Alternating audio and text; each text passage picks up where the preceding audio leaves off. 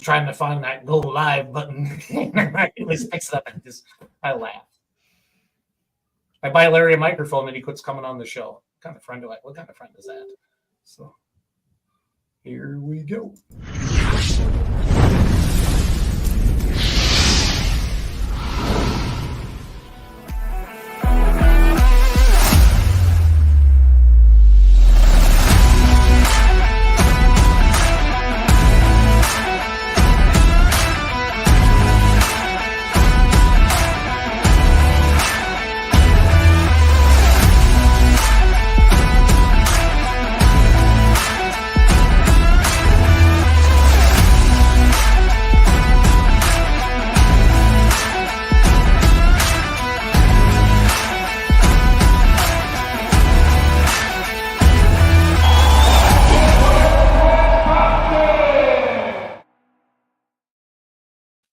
Welcome to Let's Grow Pulling. It is Monday night, January 8th. Charles Posh is in the house.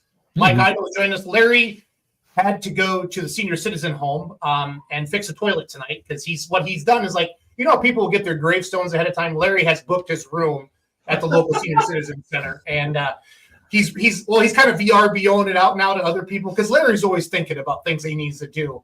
And then Matt Hart is he's auctioneering, I think, a bikini contest in Cancun. So I'm going to start doing that to you guys when you're not on the show. I'm just going to, I listen to Bert Kreischer and Tom Segura all the time. And when one of them isn't on there, I'm going to say, yeah, Bert's having penis reduction surgery. And it did go well and stuff like that. So welcome, everybody. So we've had the mildest winter in the history. I'm 48 years old that I've ever known. And one of the biggest winter events is coming up this week. And who pissed off Mother Nature, Charles and Mike? I need somebody to answer.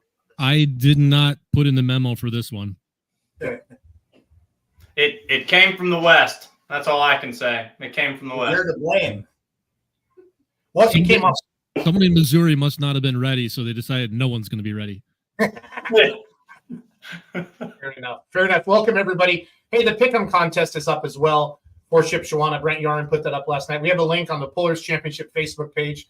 And we have a link on the Beer Money Pulling Team Facebook page as well. And I'll throw it in the comments here in a little bit. We're going to have 3 segments tonight. We're going to start out with Lexington, Kentucky. I think, is that the Hot Farm class, Kenzie? Yeah, this is the Hot Farm class. You can watch this video on the Beer Money Pulling Team YouTube page. We went down there this weekend and did that. So I was going to have a tech official from TNT come on tonight, Chris.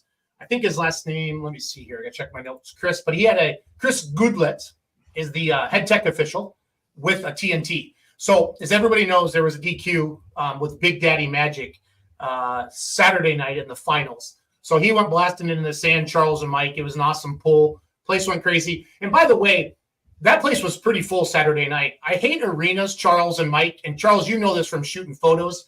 I hate when photographers shoot to a side of the stands where there's not a lot of people. I mean, because you get those comments all the time, like, where's everybody at? You guys, if arena holds 6,000 people, and let's say we had 3,500 people there Saturday night, 3,500 is a pretty good crowd, right? It is, let's be honest. And then, but it doesn't look that full. I want to tell you that they had a nice crowd, guys, Saturday night and Friday night. I checked with the building owners or whoever kind of runs it, Charles and Mike, and they said that they were 500 people less of their biggest crowd ever on a Saturday night. And then Rupp Arena, where the University of Kentucky plays, had a what do you call it? PBR. So that's kind of a big deal. That's kind of a big deal. And Rupp's really close to there. I mean, 20 minutes away. And I've never been to a TNT hook in my life, guys. Eddie called us, asked us to come down. He doesn't live stream the event. He wants people to come to the event, but we put the distances and stuff up on the video board. So this is the first time I ever met Eddie Carey. You know, I recognize a lot of pulling vehicles just from YouTube and Facebook and watching social media, guys. But it was a well-run event. I was up in the big screen room, if you will, the control room, running the big screen. Chandler and Mackenzie from our team were out running around, and Mackenzie was running the video to the big screen. But I had a mic. I had the radio for all the chatter. And Charles, you know how well orchestrated Shipshewana is with Joe Hurd and everybody. I'm going to tell you, these guys are just as good. They know what they're doing. They get stuff in and out.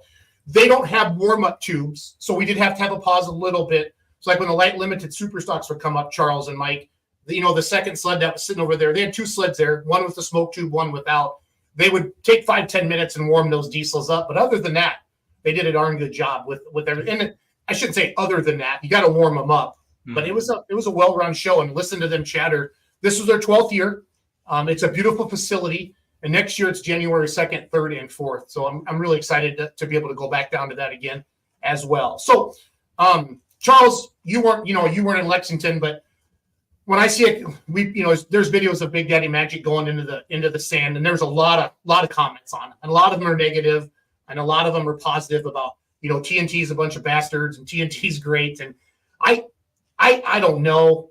I mean, you're never going to make everybody happy, Charles and Mike. So I just asked for a statement. I wanted to have Chris come on, but they're actually meeting with a promoter tonight, and he just put together a nice statement for me.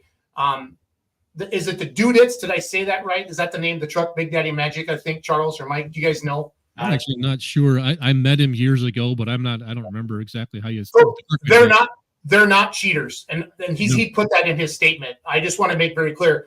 There was a malfunction in their hitch. But I'm telling you guys, as a spectator, as a pulling fan, the way that was handled was handled very, very well. So the truck goes flying into the sand, and I'm not kidding, guys. Within seconds, there was people out there just banging. And it was a lot of and here's the video of the run right here of him going down the track and going up the sand. Kenzie, just loop that while we talk about this if you can. So then immediately, there was 3 or 4 minutes, guys, where it felt like it was going to get ugly. Like I said before we went live, if it would have been a demo derby, it would have turned into WWF. Okay, we've all been to a good old-fashioned demo derby. But the situation was controlled. Some police officers came out from the horse park, basically got everybody away from the truck, and the truck kind of sat right across from everybody. And then Chris, the head tech official, who was running flag, gave the flags over to somebody else, and he went over and talked to Larry and their team. It felt like forever, Charles and Mike, but I think it was probably 15, 20 minutes. Then I think it's a good time to probably just read the statement now. And Charles, Mike, please pipe in. I'm going to tell you right now, I'm a puller. We do social media. We do video. I've seen I've helped promote pulls. I promoted my own pulls. Being a tech official would be like being a politician. You're never going to make everybody happy, right? Mm-hmm. Just flat out. Never. It would be the most thankless job. Is that one of the most thankless jobs in pulling? Charles and Mike? Nobody walks away from any sporting event and says, wow, like I really enjoyed watching those referees and those umpires tonight. Like everyone walks away saying, this team, this, that competitor, this. So it's thankless. If you do your job perfect, no one even notices that you're there. And if everyone does their job perfect, you're not needed. It's only when things get challenging that you're the one that has to make the tough decision. So, thankless job is an understatement for sure. Yeah. So I would say that nobody leaves the situation a winner. There's no winners in this at all. It's a bum deal for everybody. But I feel like it's something we need to talk about, though, too, just because the amount of comments that it got. I did talk to Eddie Carey yesterday. I've talked to people on both. I took more phone calls today on this particular run than I ever have in my whole life. And, hey, the Dudits are good people. They would never cheat, or on purpose or anything like that. So, and the statement doesn't really address any of that. It's pretty specific, but it's not. But they're not cheaters. But the hitch was wrong. And I wish you could kind of see in our GoPro video a little bit. I don't know. Doug, can you move right?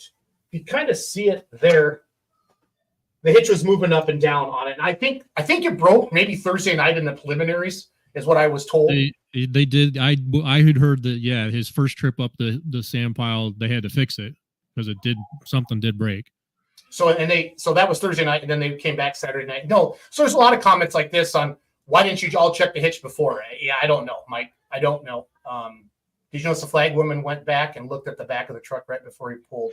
Here's the only thing I want to kind of would be curious about really quick. Something caught somebody's eye somewhere, either before the run or during the run, to have elicited such a quick and immediate reaction by what the people that swarmed up afterwards were those other pullers competing against these individuals in the class. It feels like for so many people to have, you see a monster hook, and then people are immediately reacting. Looks like something was identified either during the run or before the run to where they're basically saying, hey, that needs to be looked at. How did it come to everyone's attention so quickly is my only curiosity in it. When I say stuff, it's not from TNT. It's just from me observing, okay? Sure, talking to people. I was told, not by a TNT official or anything like that. I was told that they saw the hitch moving going down the track. They saw it raise up and go down. So again, facts or false or whatever. I'm just trying to tell you what happened. But let me read the statement, Charles and Mike, and then we're going to spend 5 minutes on it, and then we're going to move on. Does that sound okay, guys? Yep. Again, it's just, we're pulling media. We're just going to state the facts, and then we're going to move on. But it was fun it was a hell of a pass. It was fun to watch. The whole place went crazy. So this is from Chris Goodlett. He is the I think he's the head of tech for TNT. First of all, it's an honor to be a tech official for any organization in the polling world. I will speak for every one of them when I say there are so many things seen and unseen in our jobs. We often find ourselves as a judge, jury, lawyer, doctor, etc. Doctor. I like that. And the list goes on and on. If to fix things, yeah. Polling techs are special to take on these different roles, but we do so for the love of the sport. We have a heart and compassion for the sport at the same level as a competitor does during an event. It is very easy to scrutinize or second guess the calls we make. Most of us do not go to trade school or college to have the experience to do for this job. We learn on the track from experience.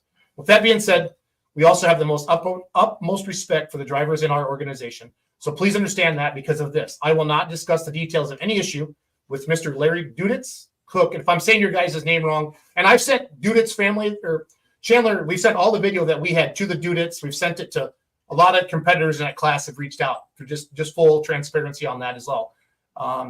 Mr. Larry Duditz Cook, this past weekend or any other time, I will only say that after a thorough investigation and discussion with Mr. Dudit and the Big Daddy Magic team, the decision was made to disqualify the pass. This is a final and only statement we will make and just ask that everyone moving forward in a positive way to continue to support polling. So that's from him. That's what he wanted me to read tonight to everybody. I didn't want to turn this into, like a shit show just for lack of Jason Schultz talk. That's how I roll sometimes, or that's how I say things. I didn't want to turn into that, Charles or Mike, but I did want to address it because I think it's something we don't talk about a lot as tech. So I guess, Charles, Mike, please take the stage. Talk to me a little bit. A disqualification. So here's what I'm really going to liken this to from what I'm taking away from what I've seen and the impression I'm getting. A disqualification is not mutually exclusive with cheating.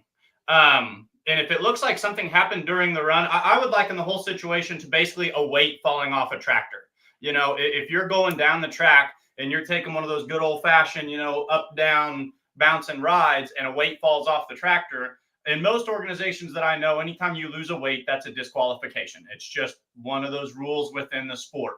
So if what it's looking like, what, potentially happened was that the hitch itself is moving. And I think I read in one of the comments today, they said within their rules, the hitch has to remain stationary before, during, and after the hook. If people observe, hey, that hitch is moving, that might not be something that everyone can easily see. That would elicit the reaction. That doesn't mean anything other than the hitch moved. If I take a bouncy ride and I lose a weight, I get DQ'd. Doesn't mean I cheated. That's my 2 cents. Yeah, I think you hit the nail on the head as far as that goes. And unfortunately, with this sort of a thing, it's, the hitch and the weight of the vehicle itself are like the two cardinal things in this sport, and everyone gets them checked before you run. You're given the opportunity to bring it to correct spec before you're sent out on the track. And then once it's out there, even if it is a breakage thing, boy, that's what it's one of those two rules that, like, if the vehicle somehow was to gain an extra 500 pounds on its way down the track as well, it's, hey, it's not going to go well here. It's a bum deal. We're not talking about, his exhaust pipe fell off or something, Right. something trivial. This is something important. No, it's fun. It's fun to talk about this. And again, we're going to spend just a few more minutes on this before John Asay comes on from Zellwood, Florida. It's a lot warmer down there, Charles. I'm going to miss you this weekend, but I'm going to go to Florida and do some yakking down there. We'll talk about that a little bit later. But I got a lot of calls today, Charles, from like NTPA tech officials that, and I got a call from tech officials kind of all over the country, like, you're really bringing on a tech official tonight? I'm like, I think I am. And, because I talked to Chris last night, and Chris and I talked on the phone today. He goes, Jason, I got a meeting tonight. Eddie and I are meeting with a fair board. I guess they have like 36 events that's coming up here. And he just said, I'm going to make a statement, and that's it. The Dudits are not cheaters. He told me that flat out on the phone. This is just, they got disqualified for this event. And he really, really wanted to make that very, very clear. And I think the statement pretty much nailed it. at all that he can. I don't know what else to really say about this. There was a lot of comments on it. I wanted to address it. I didn't want to walk away from it. I think, social media does, as you know, Charles, puts a bigger spotlight on the sport for people that are watching from home and different things like that. And it's good and it can be bad. Comments are good and bad as well. Like I said, you're never going to make everybody happy, but I will tell you, with no skin in the game, I don't work for TNT, nothing like that. I felt the way they handled it was pretty clean. Mm-hmm. It happened, everybody blah. But for a couple of minutes, Charles, I'm like, I really did think that it was going to be a good old fashioned Kentucky. Have a proper Donnybrook. There's this saying I haven't heard in a while. That's a good word. They pulled the truck off to the side. Larry never left the truck. There was never a big swarm of people around the truck, guys.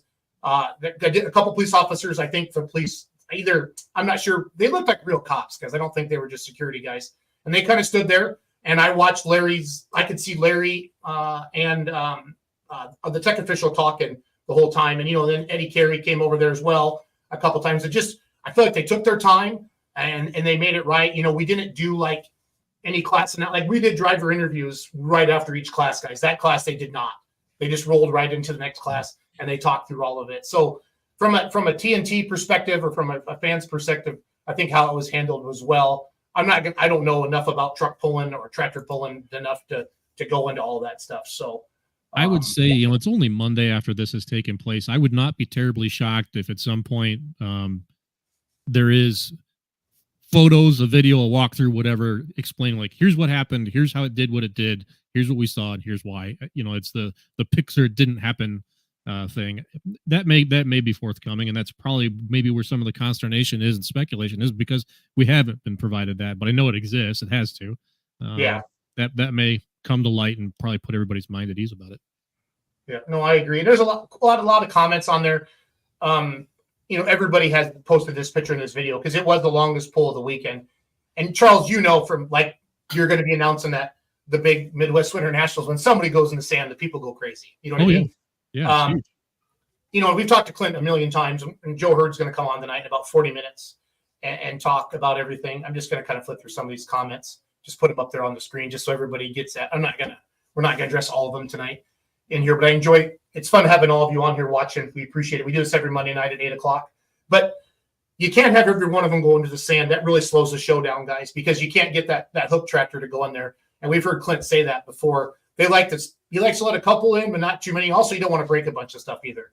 But I really, from an indoor pulling standpoint, that Lexington Horse Park, All Tech Arena or whatever it's called, it's really nice.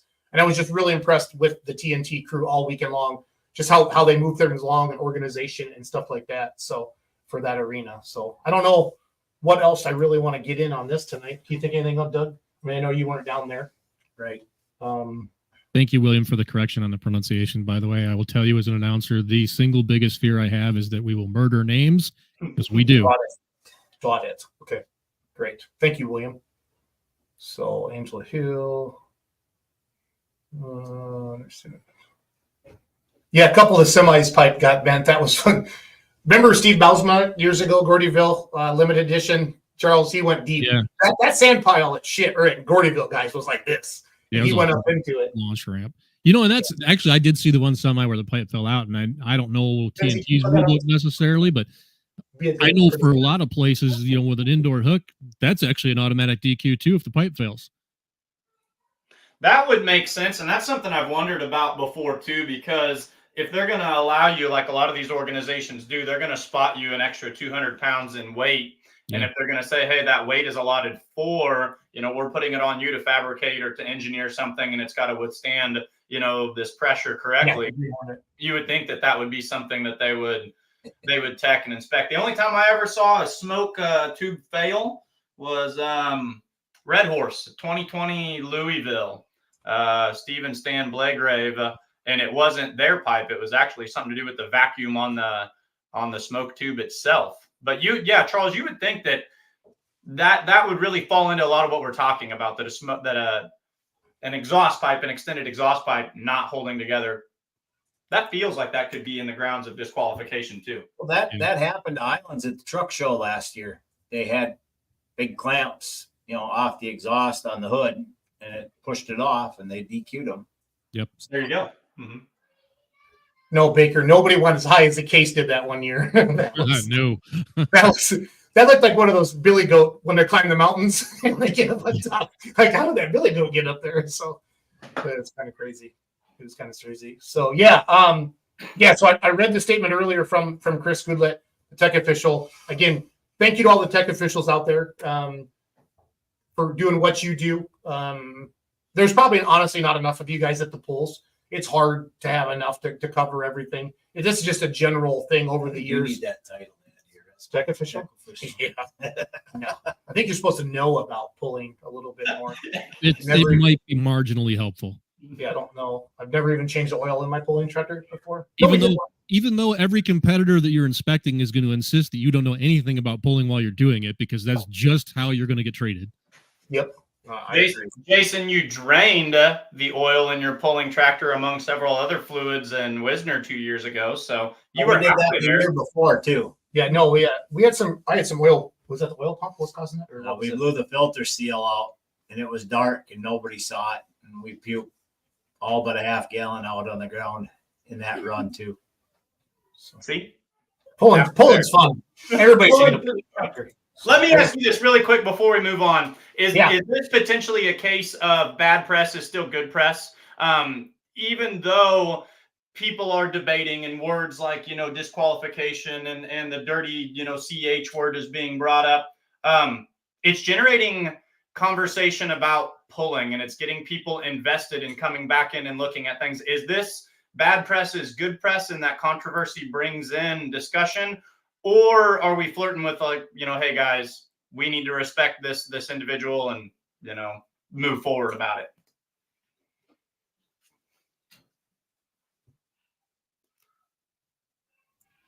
Eric Varner, stray dog. When it broke Thursday, they actually went ahead and took an extra truck to the finals, so did not knock anyone out for finals. Okay, gotcha. But a great event. Very impressed with what TNT was doing down there, how organized they were. And then I guess we did. When we live streamed Glencoe, that was a TNT event. Yeah, I thought I knew they were there. I just didn't know if that was sanctioned. I thought that was I thought it was an invitational. So yeah, I just wanted to address this, Charles, Mike. I guess I don't know what else to say. I mean, I need to have some closure on it and move on. So it's just all good in the hood. It's all good in the hood, as I like to say. Great event. I'll definitely go back next year. A lot of fun. Adam was down there. Jesse was down there. Thurston was down there. B&B, B&M. There was everybody who was down there that has a YouTube page and pulling. Bradley Sturgeon was down there. So you guys, if you want to watch videos from this event, it is everywhere. Yeah. And I don't know. Charles, Mike, anything else on this? Or You guys in the Beer Money Facebook page did an amazing job. Like I said, it wasn't a live stream show. And yet just because of social media and the hard work that you guys put in, I felt like I was staying up to date with the results and the highlights of what was happening from this pull. Didn't watch any of it live and still feel prepared to discuss what happened down there. And I think a lot of people feel the same. So just great work done by all people pushing out pulling. It makes it easy to follow and it makes it available to a big audience. I got the video of the Green Hornet, and I don't want them to DQ any semis for the smoke tubes. Those, you guys, that place went nuts when the semis pulled. It was awesome. So it was really, really cool to see all that. I'll bring John on here in a second, but I have a video of that. Let's see here. Share the screen. Window. Kenzie, it's on Facebook, right? Yep.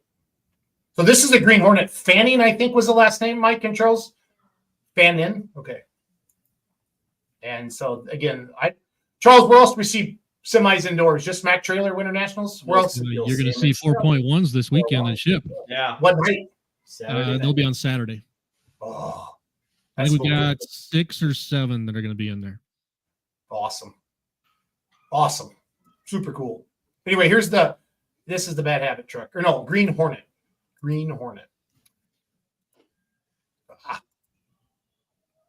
Turn sound on, make it bigger.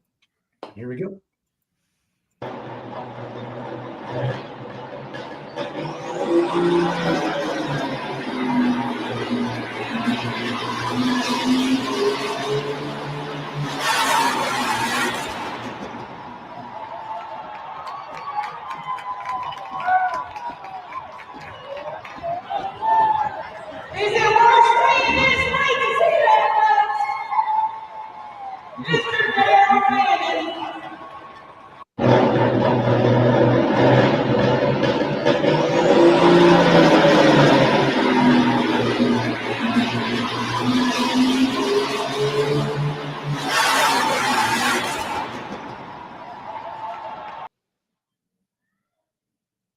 And the crowd goes wild.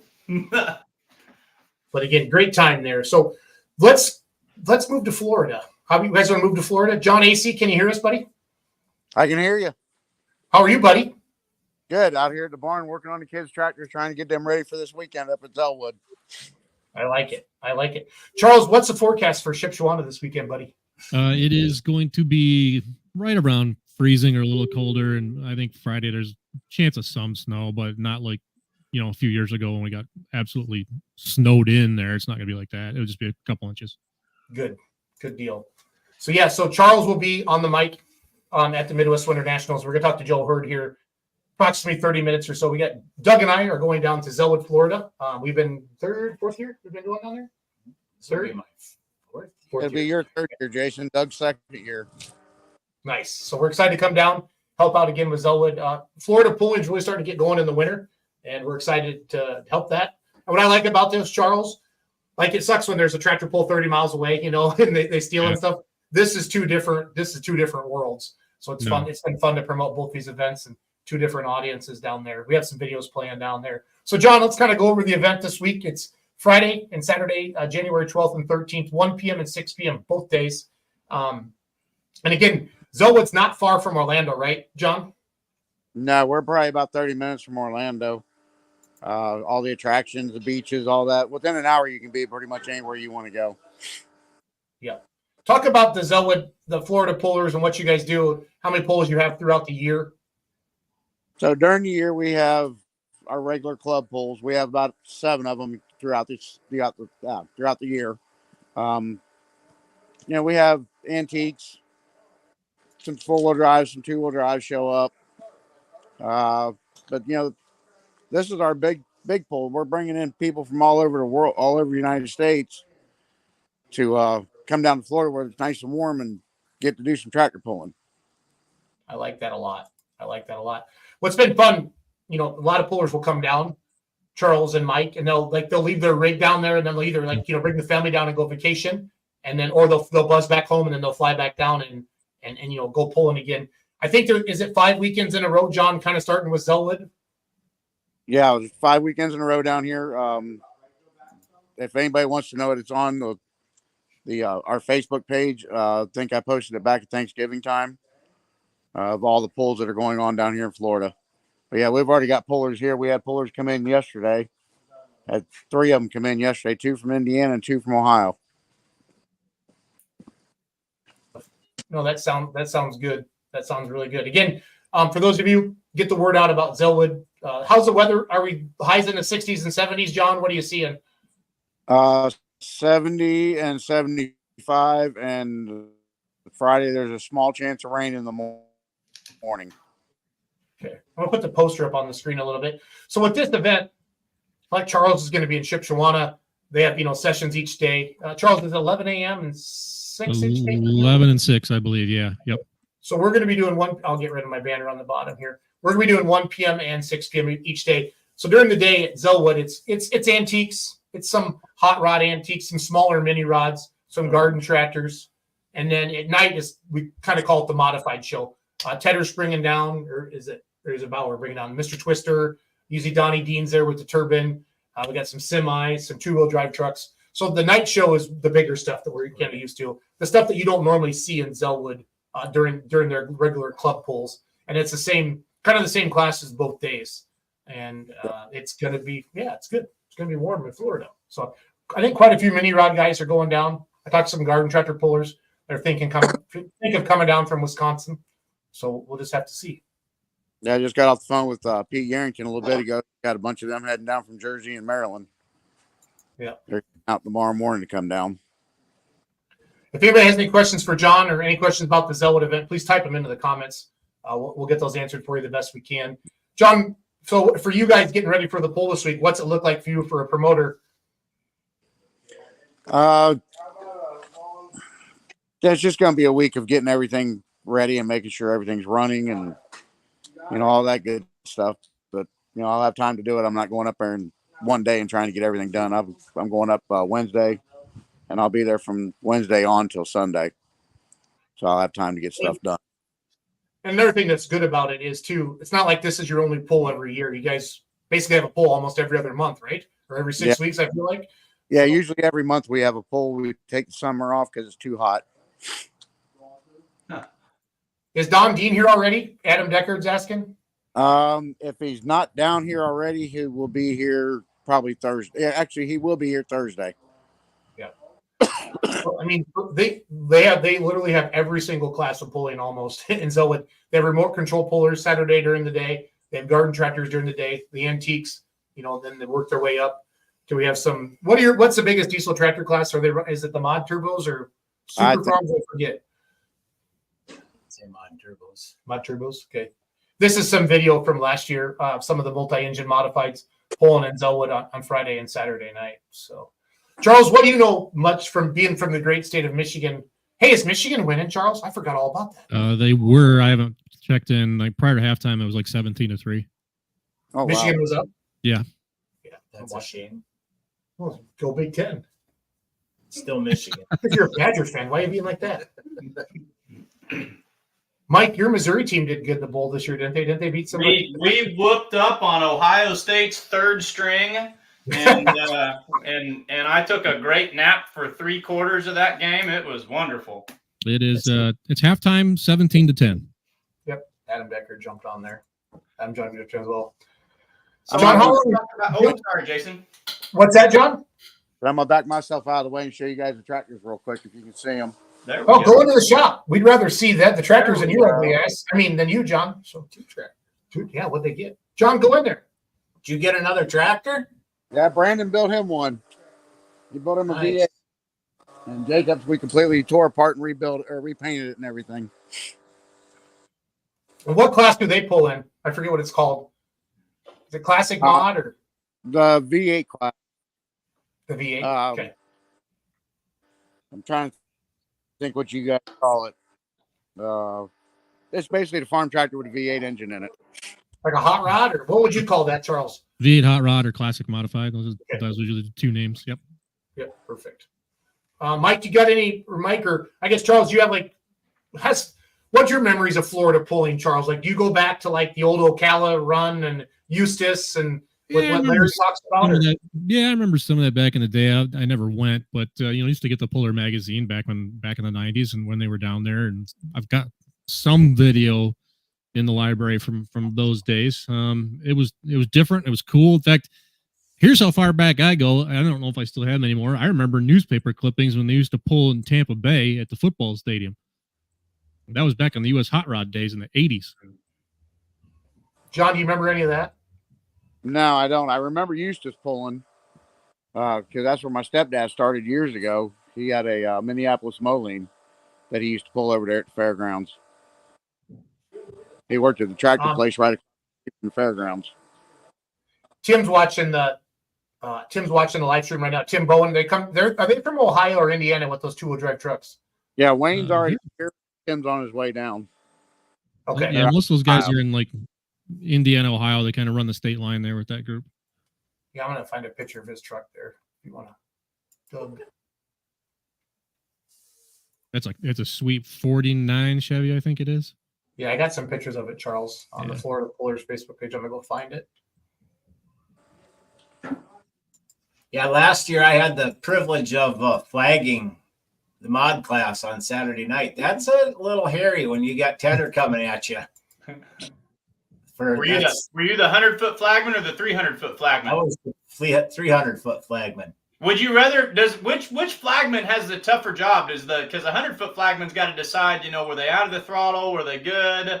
And then, of course, you're in charge of throwing the red and making sure that everyone gets out of the throttle when they need to at the 300-foot mark. What spot would you rather be at? Some pulling vehicles. No, I foot mark, and I like being there. Yeah, it's just kind of crazy with that thing screaming and you're standing right next to it. At the 300-foot mark.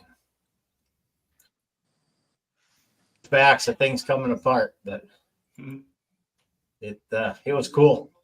John, how many mods do you guys hook on Friday and Saturday night, and how many of them are from local guys, and how many are coming to test and tune from way out of state? All of them are coming from out of state. Okay. As far as the mods, we don't have any local mods. We have one semi that's kind of local, but he only comes for super pull because we don't have a sled that can stop him during a regular pull. So how many of the multi-engine 7,500-pound mods are you anticipating we'll see this weekend? I know of 2 for sure, but I'm hoping that there's 4 coming. I think Night Train's coming, and there's another one coming. I can't remember the name.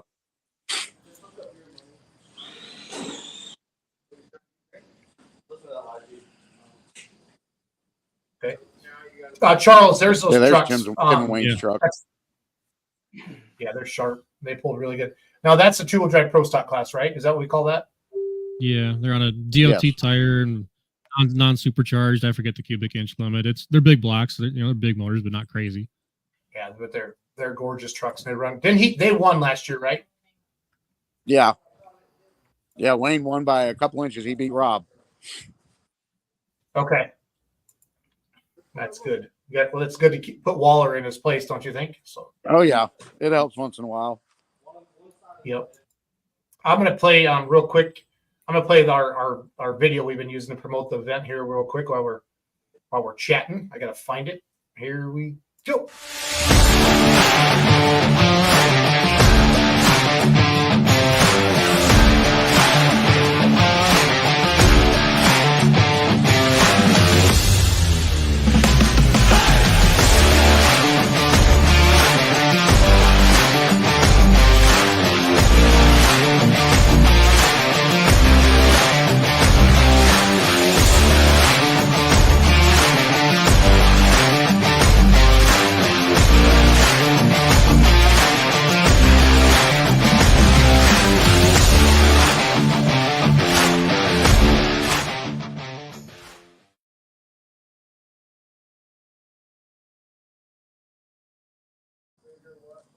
And that's our promo video we put together for the Zellwood Super Bowl again this Friday and Saturday, the 12th and 13th, Zellwood, Florida, 1 p.m., 6 p.m. I put a post out earlier today. I said, I know we get along. I think we're going to have a really good crowd, John, with the forecast and just, overall event promotion. I put some comments in there. I put a post on the Facebook page saying, let's see here. Okay, we need to help our veteran Zellwood, Florida pulling spectators. We have a lot of new spectators coming this year.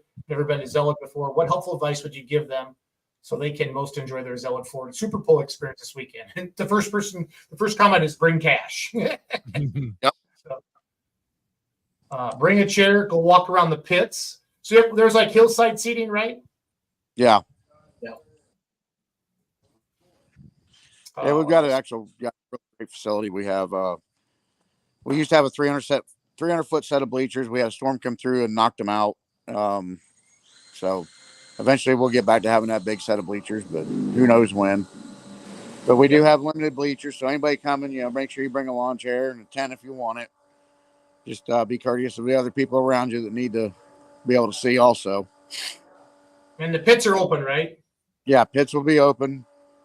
You come in the spectators gate, it doesn't matter if you come in at 9 o'clock or 10 o'clock in the morning, or if you come in at 5, it's still $20. Okay, for the whole day. Gotcha. Yep. Gotcha. Yeah, we don't make people leave the end of the antiques and come back in for the modifieds or repay or nothing. Good deal. Which show has more hooks? With it being, it seems like the 1 o'clock show probably caters to a lot of your local guys with those antiques. Do you actually have more hooks at the 1 o'clock session than the afternoon session? Yeah, we usually do because you count the garden tractors, and we do the NA mini rods run during the day also. The classic V8s, they'll run during the day.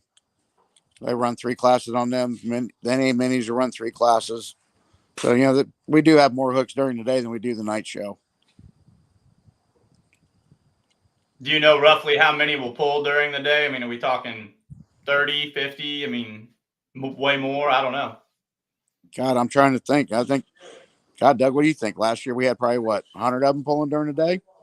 That would be my guess, is 100. And then your evening show is going to be your out-of-state guys coming down to kind of look at some things. So then that show's not going to bring quite as much iron then. Yeah. Right. Oh, it's a good time. It's outdoor pulling in January. I mean, it's it's what's not to love about it. It's Florida. I guess maybe you just lead off with that. We've got 7 inches of snow that got dumped on us today. So now I'm thinking about looking at plane tickets. It's kind of cool to stand at the finish line and look at the starting line, and there's a row of palm trees off the horizon. Charles is going to get that text message from me because I love you. He doesn't find that humorous. No, Charles does. Jason, did you get the product placement memo? I did. Well done. Well done. So, well, John, we're going to let you go, buddy. Get back to work on everything. We're excited to see you. I hope to see a bunch of you down in Zellwood this weekend as well as Shipshewana. It's going to be a great week. John, thanks for letting us be part of your event, and we'll see you Thursday night. All right, guys. Thanks for letting me come on tonight. Hell yeah, it was great. We'll talk soon, okay, bud? Thank you. All right, bud. John Asay from Zellwood, Florida. It's been fun. It's been fun to help them down there, and yeah, it's just been a good time. They're great guys. And pulling is not as popular in Florida that it is up here in the Midwest. And I think it's starting to get some popular down there and some growth. And like you said, there's 5 weekends in a row. Well, Saturday night was full. Yeah. I mean, it was plenty of people there on Saturday night. It was like 50 last year, Charles, and people were like, man, it's cold down here. We're like, well, okay. Bring it on. Yeah. So is that pool not co-sanctioned with NTPA? I thought you were doing one. Is it Satsuma then that's got the NTPA? Yeah, Satsuma's, and Joe Hurd will be on in a few minutes with us to talk Shipshewana. Satsuma's February 2nd and 3rd, and they have mini rods, multi mods, and the hot farm region 6. Yes. NTPA. So there's 2 NTPA sanctioned hooks down here in Florida. Ocala coming up at the end of the month. And then the following week would be then Satsuma. Yep. Mackenzie's putting up some pictures from last year. Well, she's getting some video ready of Shipshewana. But our producer Mackenzie over there in the corner. There's a handful of 4-1s going to Satsuma from Wisconsin. Yeah. So it's all good in the hood. It's all good. I'm gonna play our Shipshewana video, and then we're gonna let Charles start talking because he's our resident expert on the Great Midwest Winter Nationals. Here we go.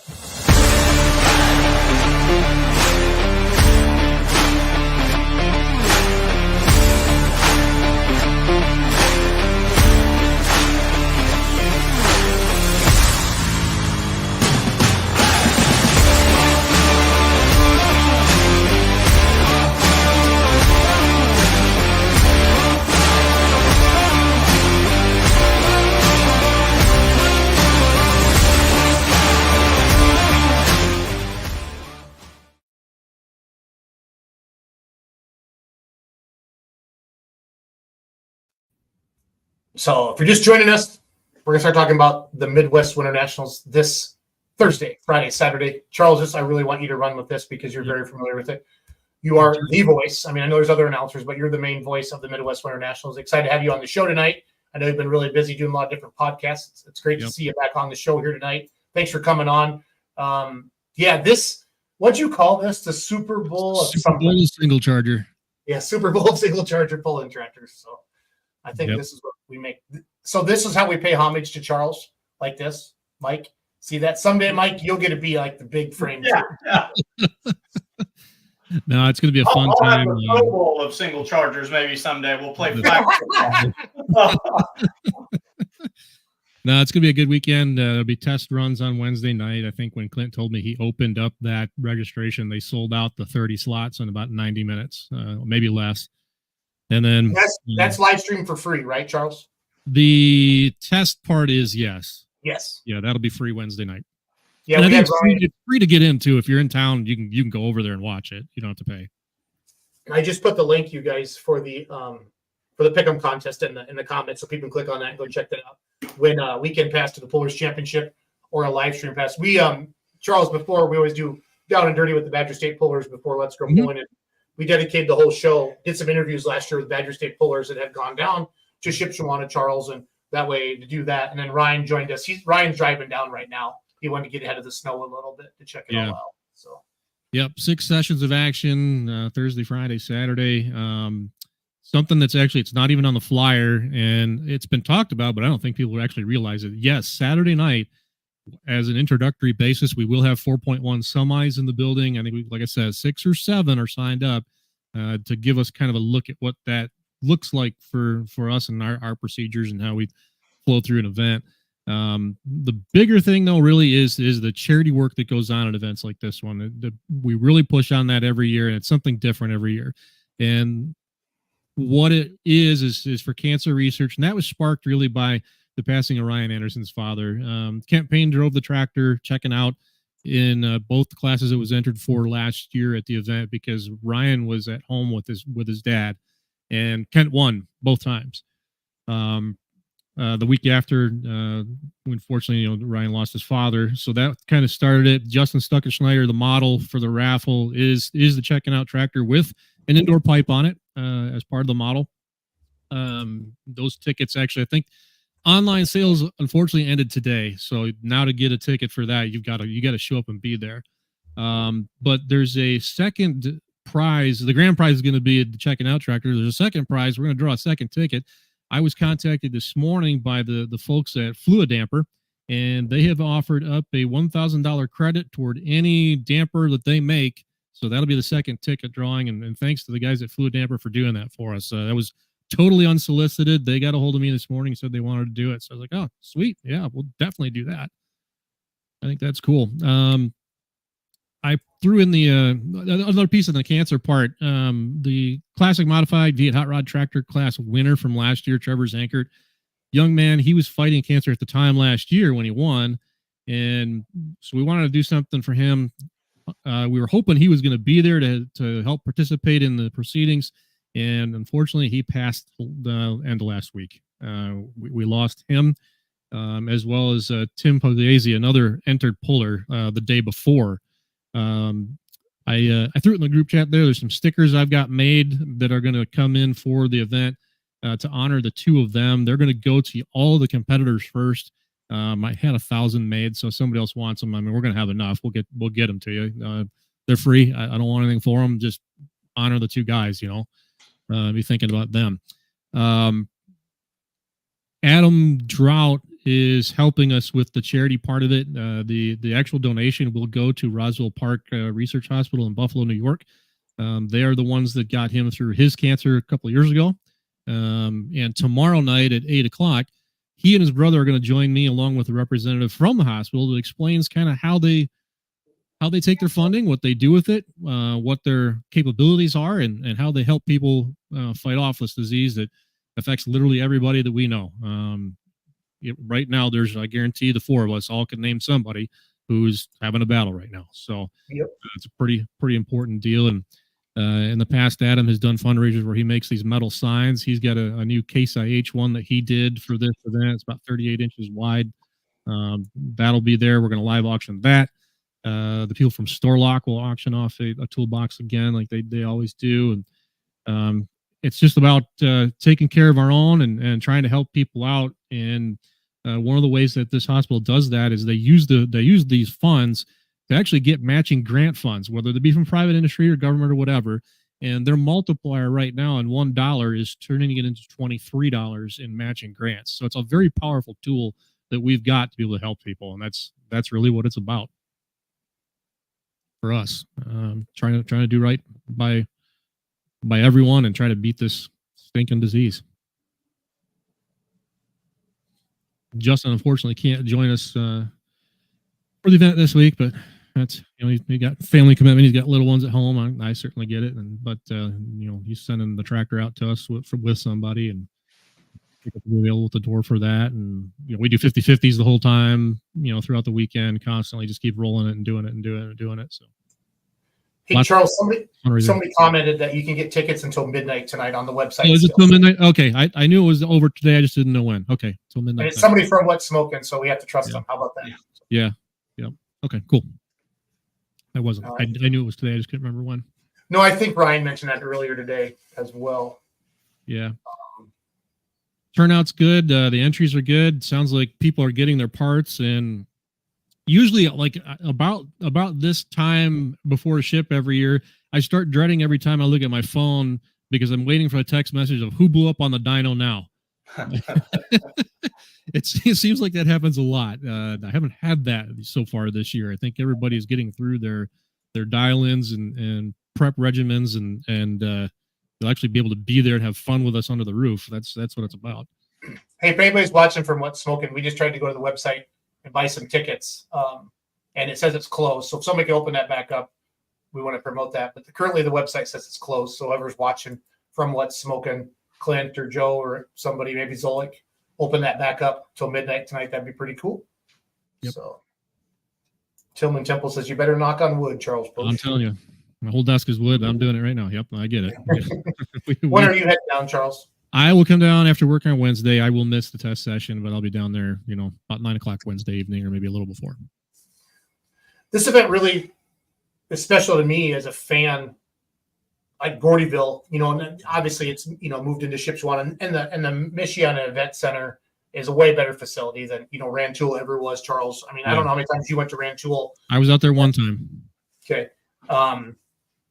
there's that big announcement that this will be the last dirt event, and a lot of people have been putting a lot of comments on stuff, and I think this is the best I've ever seen the Michiana Event Center. Charles and Mike share content around about to pull and post stuff on their Facebook page. I mean, that was just, I don't want to spend a lot of time on it, but I was told that this could possibly be or will be the last time we have an indoor tractor pull at the Michiana or Michiana. Am I saying that right? Mech? The Mech. Yeah, the Mech. That's what they're saying right now, but you never know. If we go in there and just, sell the place out and everybody's polite and cleans up after themselves and we leave the place in good condition, when it's all over, we may get a phone call in 2 weeks saying, you know what? Okay, we'll do it. We don't know. But in the meantime, we are hedging our bets and looking for another location somewhere in the state of Indiana to be able to continue doing this in 20. There will be Midwest Winter Nationals 2025. I just can't tell you right now where it is because I don't know. I wanted to ask all those questions so bad. And I was sitting here arguing with myself. I was like, do I even bring all that up? I'm so glad that you just said what you said, and you said it in the way that you said all of it, because that's just like all the curiosities I had about what 2025 could potentially look like. I mean, that just answered every curiosity I have. So that's great news to hear. We may have an announcement this week. Once we get down there there might be something where we're able to say like, okay, here's where we're going next year. So we'll see. I have not talked to Richard or Clint on that particular subject in a couple of weeks, so I don't really know. As long as the announcement is that Joe Hurd has an OnlyFans page, I'm okay with that. So I want to throw that out. Joe, that would be awesome. Joe, you're one of my favorite people in the whole world. I love how you just kick ass and make things happen down there. Brett Yarn just got out of bed as well. He was he had a heart transplant earlier today, and he told the doctor that he goes, I need to be out of the hospital so I can go on Let's Grow Pulling tonight. So Brent, good job. You look good. Your color in your face came back nice. I was like, I need to shower though tomorrow. Yeah, you need to shower tomorrow. So Joe, where are you at right now, Joe Hurd? I'm in the entryway to the war room. Everybody, nice. We worked hard today. Everybody's tired and done abandoned, went to bed, so that's okay. No, that's good. That is good. So what I saw a post. I'll get that up there, Kenzie. If you can bring that up as well. No, it's on whose Facebook page? What's Smoking's Facebook page? I put it on What's Smoking. Okay, I'm gonna put that on there right now. Joe, Charles, take it away, guys. Brent, I'm just gonna start putting photos on the screen. So. No, I've already been riffing on it a little bit before you jumped in here, Joe. So whatever you got to bring us news wise, go for it. Yeah, nothing really. I mean, we kind of covered a lot of things last night and I don't think there's anything that I really forgot to mention there when we was all talking last night. Yeah. It was just, I guess one thing, we all live in a world, I guess I can say anything, right, Jason? Because the filter's hard to keep restrained at times. We're not your weather people. So, I had a hard time understanding why my children, and, we grew up hearing our grandparents walked uphill in snow both ways to school. So, we lived through the 70s and 80s, busting snow with drifts in the school bus. Literally getting stuck and getting pulled out by a farmer, and we made it to school every day. And now there's a whisper of snow, or it doesn't even take snow, just a threat of snow, and they're calling schools off. I'm like, how are we surrounded by such people as that? And I'm finding that even it's made it into the tractor pulling world in some places, because there's been people calling us like, are you guys canceling the show? No. I'm like, no. Why would we do that? Well, there's a blizzard going on in the Midwest. And I was like, that's not a blizzard. That's okay. That used to be every day in the 80s and even in the 90s. And then something changed. And it's not climate change, by the way. Something changed and caused it to not snow as much. People wasn't snowmobiling in Wisconsin this year, the second week of December, And I will say, I've not got one phone call from anybody from Wisconsin today wondering if we're canceling it, because them guys they're plowing their driveways out and they're going to make it down here. The little bit we're going to get doesn't even compare to what was it 3 years ago when there was feet of snow there. Oh yeah. So over here, the way that storm is coming up, if anybody lives in Iowa, and there are some shitty roads in Iowa, and there are a lot of dumbasses that travel through there. A lot of people just don't know how to drive anymore. So you got to be cautious. And there's a lot of high traffic areas in Iowa from my trucking days that people just didn't know how to drive on snow. And it generally wasn't the people that lived there. It was just the people passing through. So that can be a cluster at times, but I would highly suggest anybody that's coming, just leave a couple hours early, leave a half a day early. Hell, leave now. It's just an adventure. If you're worried about making it or getting here, do what everybody else does and just leave a little earlier, and just, it's unfortunate because it's not the ability that we have to drive. It's always the ones that surrounds us. It seems like there's a bunch of dumbasses that ends up pushing everybody that's good in the ditch, but no, the way that storm's coming up, Illinois is going to get 4 to 8 inches, and that's going to move on up into Wisconsin as it's doing now. It's sleeting throughout central Illinois towards Chicago. Chicago could get up to 5 to 6 inches. As you come east, though, the way that front's moving, we're just going to get rain tomorrow. It's a high of 37 here tomorrow. There's little to no snow on the ground right now. And it's not even really going to get cold enough in the next couple of days to really create snow. Saturday, it might snow a little bit, but they're only calling for maybe 1 to 2 inches at the most. If you're one of them panicky Pete's that's going to keep your kid from going to school, well, then you probably just need to stay at home. You can buy the live stream. We have live stream. You put that link up. No, it's going to be pretty simple over here. Nothing, no feet of snow. Not like Gordyville was in 2018 when some dumbass friend of mine gave out a weather report. They're just north of Rantoul and really panicked everybody. Not mentioning no names. He sells home loans. But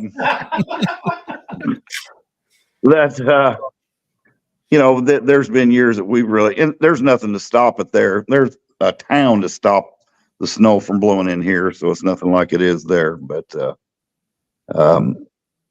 anyway, that's a picture today I took and put on the website. That was just right after we got done. Travis got everything moved in, did a fantastic job as usual, laser leveled everything.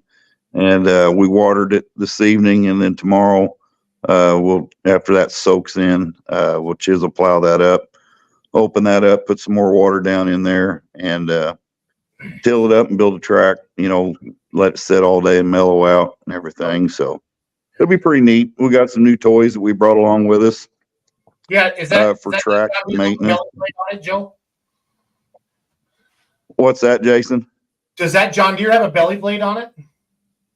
Yes, it does. That's JR's. That's something that Justin Morrison and one of our neighbors created up there. And basically, should have took a closer picture of that. I can live stream some tomorrow and show some of that. It's just real neat. It's just, drunken nights in the shed, and, when you're thinking about shit, like, that'd be cool. Well, we actually build it, so, but Justin and them had done a lot of welding on it and everything. And took 5 foot, blades, just regular blades, and welded them kind of at an angle together, and we put rake teeth in front of it so it moves up and down, and then we got little skis built on the outside of the blades to where it doesn't gouge. We're going to try to use that start finish line this year. JR is going to run that, and he was putting tractors on the sled, and then Justin's going to put tractors on the sled this year. So it'll be interesting. It'll be neat. We also got to try out one of, I think it's called a power harrow. It's been around for years. It oscillates in the front. The tines move back and forth, and it's got a rolling basket behind it, and it does a hell of a job of scratching stuff up, leveling stuff. So we're just gonna piddle. We like to play with things, try to make things better. How deep is the track built in there? I don't know. It's chisel plow can't get to the concrete. It's put in layers. They'll put in a foot at a time, and I think it's about a 3 foot deep. So you're not gonna spin. So I sound old. Well, Danny, as in tell your father that we're all looking old, and tell him to look in the mirror. We're all looking the same. So tell him to be quiet and just come up here and be happy. But yeah, everything's going good. Got everything in the back. As usual, crew's doing a hell of a job up here getting everything ready, and just waiting everybody to show up. So yeah, we'll finish building the track tomorrow. And anybody that wants to come in, yeah. Jamie Cole did shut the gas off on the forklift, that old gag. But sure enough. But yep, everything's good. I heard you guys talking about next year. Nobody really knows 100%. We all hope that we could come back. It's a hell of a deal to build a good following up here, but we've been 20 years building a following that's followed us no matter where we went. So I'm not really too concerned at all about that. Always said that when you strive to put on the best bull, people's going to follow that. And I'd like to think that our fans will, as well as our pullers, with followed us over here. And I just got high hopes that we can come back and stay, and they'll change their mind on their decision that the Mech Center's made. But at the same time, I respect their standards and their morals. And if they want to change on that, that's their business. I wish them the best. Really hope that we can come back. Built a lot of memories here. Been a lot of people in the community that's benefited from an event like this of this size and magnitude. I mean, we've been here since Sunday. So when the crowd shows up, there's a lot of people that benefit from that. And I'd hope the community kind of helps sway in that decision. But nonetheless, that's all in God's hands now, I guess you could say. Yeah. And just hope that, wherever we go, it'll be badass. That's what we do.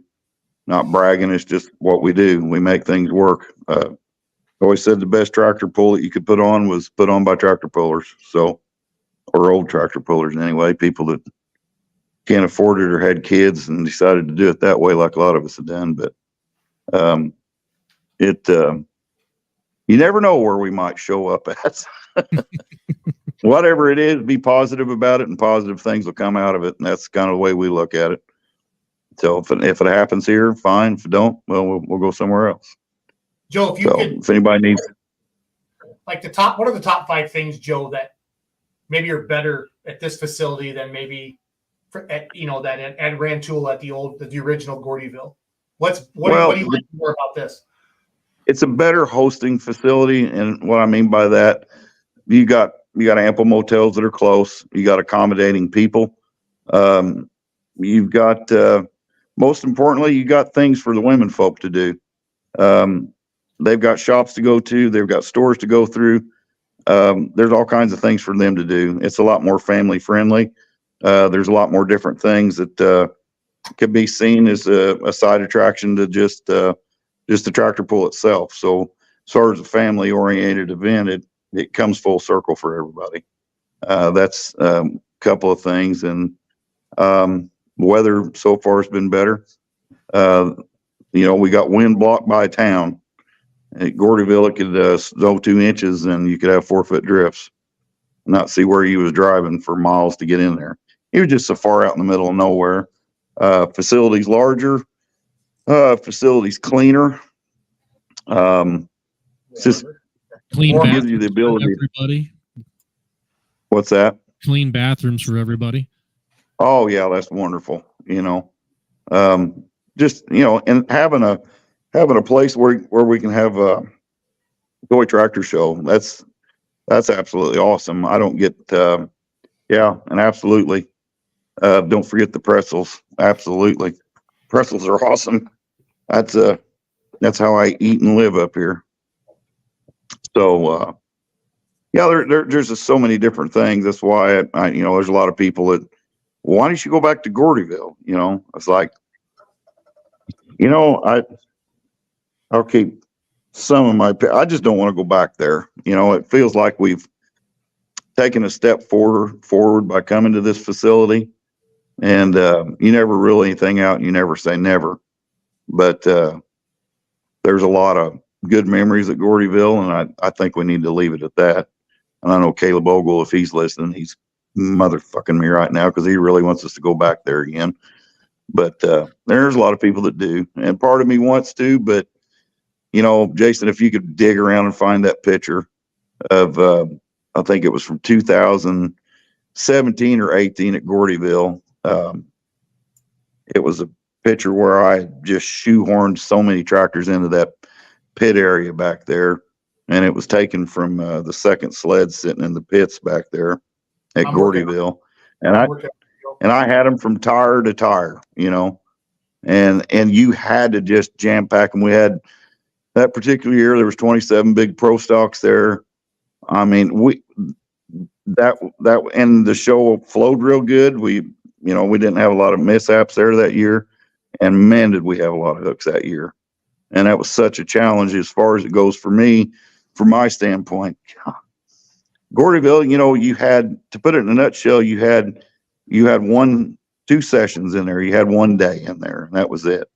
And you had to absolutely get everybody that was pulled in the afternoon, had to get out of that building and reorganize, because everybody that's pulling in Friday afternoon did not want to come in that building Friday morning. They would much rather come in, midnight, 1 o'clock in the morning, where they can build up with heat, so it was a struggle, and there was a lot of late nights and no sleep at Gordyville, where here you're afforded a little bit of luxury because you got a little bit of breathing room with the amount of room that we do have to pit. So in a perfect world, we'd put it all in there, but we can't put it all in there. So that's why we last night went over the itinerary and just showed I made the building entry sheet to show to everybody this year with the itinerary, to where I kind of like, people had curiosities as to when they was going to get in the building. Well, it's no different itinerary if you're flying out of the country. Your travel agent gives you everything you need. This is no different. It just kind of gives you play-by-play everything you need to do and what order you need to do it in and make it happen. So there's drone footage from Gordyville. But yeah.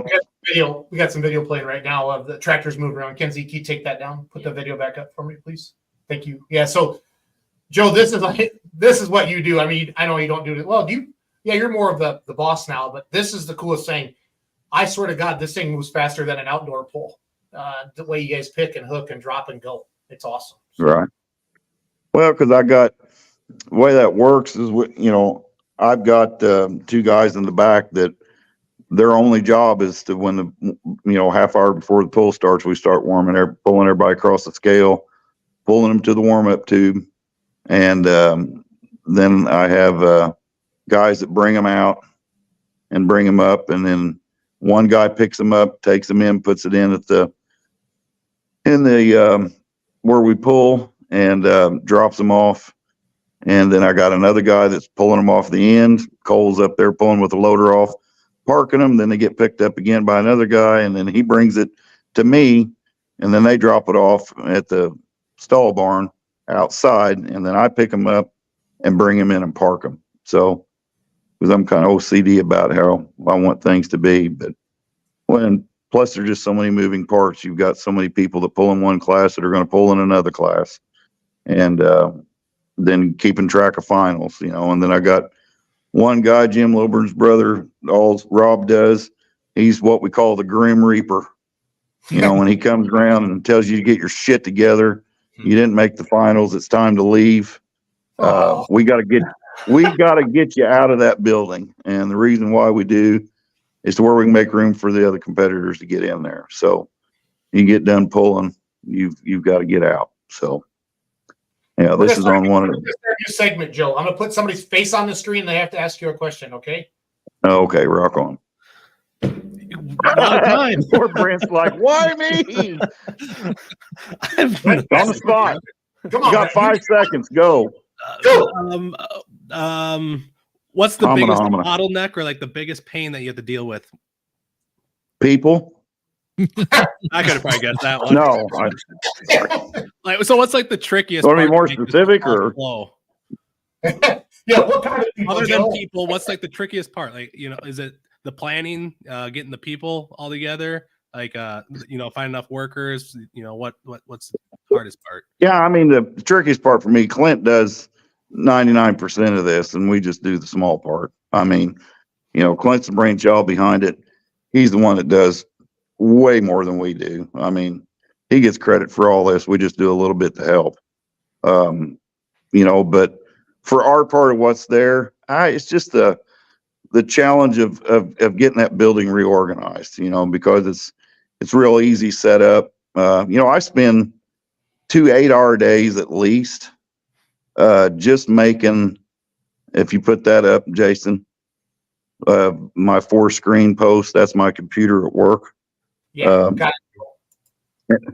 And I put them 4 screens up, and in ag retail, I've got so many things going on. I felt like I needed 4 screens, but it makes my life easier. But boy, did it make making the floor plan a lot easier, because I can take that and I put everything up there, and it's just, until you do it, it's hard to imagine, I guess.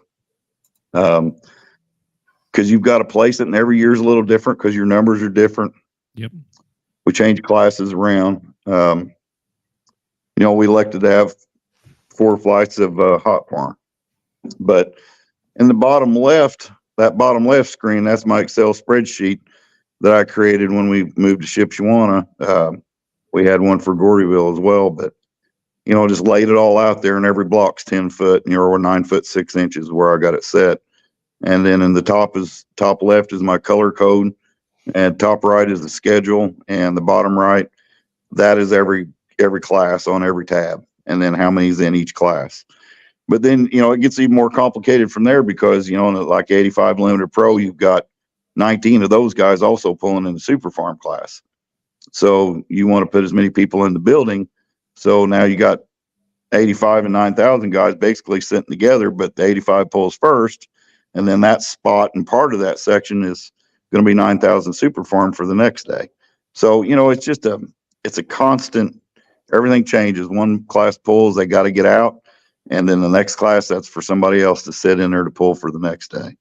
So, and Chris, I don't know how many tractors will fit in there. I know that's a good question, and I should know the answer to that. It's just a lot. It's quite a few. We can fit section, all of Thursday in there. Most of Friday afternoon, I can't fit the third flight of a hot farm in there, 95 hot farm in there Friday afternoon. I can't fit that in at the beginning of the show because that's where flight 1's at. But it's a process. That, I guess, a long-winded way to answer that question is it's just the organization of it. And then once it gets rolling, it's really not too terrible. It's not too bad. It's just getting everybody reorganized. That's the biggest challenge for me. That's what keeps me up till 2, 3 in the morning, is rearranging everybody and then dealing with people leaving their tractors in gear on flat ground. That's fun. Oh, you just got your tires sharpened? Not anymore. No. Skirt. Yeah, I ripped park gear out back years ago out of a hot farm, 1066 late at night, and Yeah, I needed to move him. I hooked onto him, just started dragging him. It bounced a couple of times, and he didn't have a parking gear anymore. Sorry, it's in the rules. Leave it in neutral. It's not going to roll. So, but So before I ask my question, I want to point something out that Jason and Doug, I think we need. So the no practice guys have T-shirts that say "Don't F with Billy Beers." How hard would it be to get T-shirts for the Let's Grow Pulling that say "Don't F with Joe Hurd"? I think that anything's possible. We need to move our podcast. But no, Joe. I think the big thing at Shipshewana is just the magnitude and the scale of the amount of vehicles, the amount of pullers that you're working with.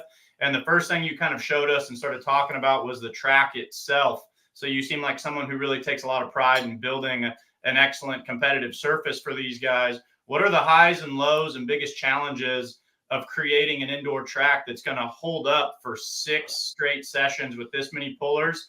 And is that something you can replicate in any building, or was Gordyville compared to Shipshewana, is one different than the other? How do you build a track that's going to withstand, just this much horsepower and this many pullers over 6 sessions? After years and years and years of doing it, and the track building's up to Clint. He's the magic behind that, because he's built thousands and thousands of tracks. So under his guidance, and we've all done it. Because we've all done it together for so many years. But Gordyville, that was easy. And actually, the very first year that we'd done that, we actually pulled on the sand, and it actually packs very, very, very hard. But the first year that was there, and then we mysteriously found out, hey, there's good black, hard, gumbo-y dirt underneath that will rip axles out of most of the finest tractors in the world. So that one was simple. We actually, one year, tried to take a little bit of the bite out of Gordyville to where it didn't bite as much. Because, I mean, that, it's hard. It's neat to have things break for a fan standpoint, but for a puller standpoint, that kind of sucks. Promoter standpoint, it kind of sucks too, because it's taking time out of the show's flow. But it's a challenge to build a track no matter where you're at. But our methods have been built pretty consistent. Gordyville's easy. That was pretty simple. Get the right amount of water in it, and this track's no different. It all comes to how you fluff it, you water it, and how you let it soak, and what you put in it, and tilling it, and then packing the ever living shit out of it, and then having a damn good track crew to maintain it.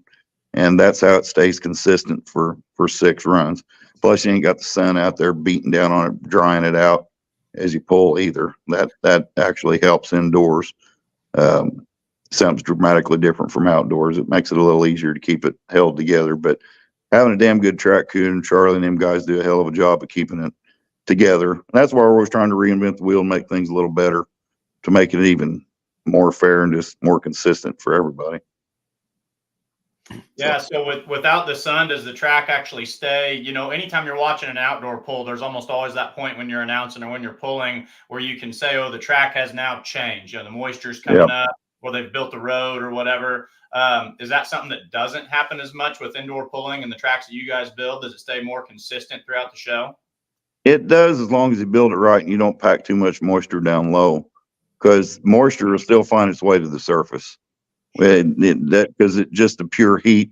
Because a lot of times your dirt will be, cooler, because it did sit outside for a while, and you bring that in, you open it up, and you try to get that where you're going to pull be a consistent temperature where you don't have so much of that movement of moisture. But it's not as big a deal. The track it'll fall apart just because it starts lacking moisture at times, if anything. But you don't always knock it out of the park the first time. But there's times we put too much water in, and Wednesday night test passes, it kind of gives you a general rule of, here's where our base is, here's how much water we don't need to add any water for Thursday, or we better firm this up a little bit more and put a little more water in it. So it's it's not an exact science, but we've done it enough time and enough years that we like to have a good hard biting track that's consistent and gets these guys down the track and doesn't screw anything up. Is the biggest thing.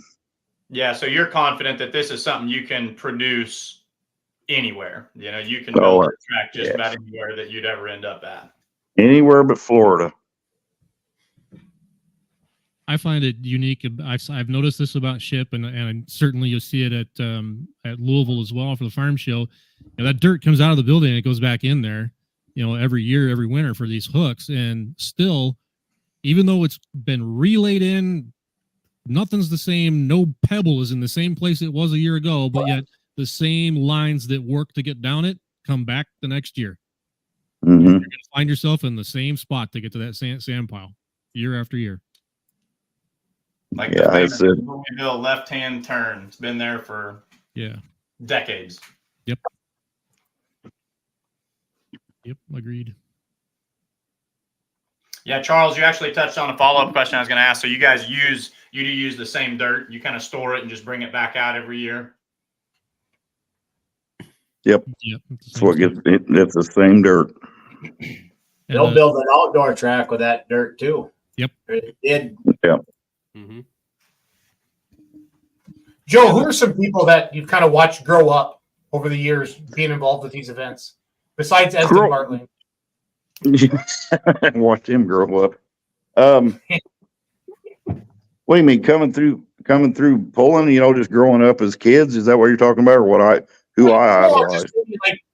Like what are some of your earlier memories of Shipshewana or the Midwest Winter Nationals to where we are now? I mean, you know how things kind of, besides us just getting older, what are some fun memories for you?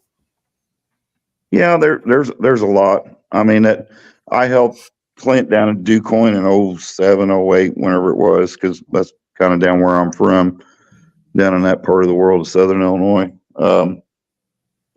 First year I helped at Gordyville, it was 2010.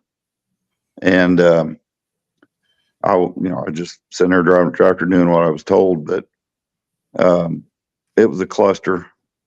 And I tried to help organize that back here in the back a little bit and kind of made things my own, and we figured some things out and made it flow better. There's a lot of good memories of tractor pulling in general, especially at Gordyville. Just the late hours, the camaraderie of having so many great people to work with. That's what's fun about it, is having similar minded people and just being able to have fun, when it's all over, especially Saturday night. And there's times that, we indulge after the pull's over, but boy, it makes that next day a long one. So you think we get older and wiser and not dumber and not do that, but still you want to have fun, around a good bunch of people, and you like to have fun with it. But there's better things about Ship. It's just, we're back here at the motel and we got the war room. It was so funny. There's a new girl working at the motel, and she said, last thing she said, and your what is it called? The downstairs, the war room. Your war room is ready to go. So in 4 years, we've built that reputation at the place that we stay, that a 6 month newbie at the motel knows that it's the war room. Shit happens here. It's a good time in there. Things get done and decided in the war room. Yeah, and no joke, when this thing's over Saturday, before we all get together at Clint's house in the spring, we have a lot of decisions made within a sober, drunken stupor down here in the war room, before it all gets over, before daylight anyway. So there's a lot of good things that happen down there. But yeah, there's been some times where it got real close to seeing the sun come up down there. Oh yeah, guarantee you. It's worth it though. I suppose this is where I'm supposed to ask you my question. So I want to know if we're going to keep all the hydraulic seals from blowing out of the loader this time. That would be great. We're just going to blame Cole if something goes wrong, but there's a brand new loader sitting there, so yeah, we're okay. So if he screws that one up, there's warranty. That won't be under warranty, yeah. Yeah, it'll be warranty, but it'll happen on a Saturday night or something. But no, there's new loader there, so we're good in that department, equipment department anyway. Perfect. Look, it's round 2, Schultz, Brent. you don't get out of this. This is your turn. No, I talk too much as it is. Shit, I like it. It's fun. I love listening to Joe Hurd talk. So Yeah, he won't shut the hell up either. that's all good. Yeah. Come on, Yarn, ask him a question, big Favorite step. food spot in Shipshewana? Good food spot. We stayed at the Italian place. Can't remember the name of it. It's awful of me. I can remember so many things. Forget the simplest of things. Just ate there. It's an Italian place to the town to the west of us. It's a real good evening place, Italian place to eat. Got great lasagna there. TVs to watch ball games. I don't know how's the Michigan football game going. They scored two touchdowns in like 5 minutes. I was like, okay, we're done. Back to the motel we go. That and Yoder's down here. Guys got pro stock. 20 to corn 13, crib. Michigan. Yeah, corn. What is it? 20 to 13.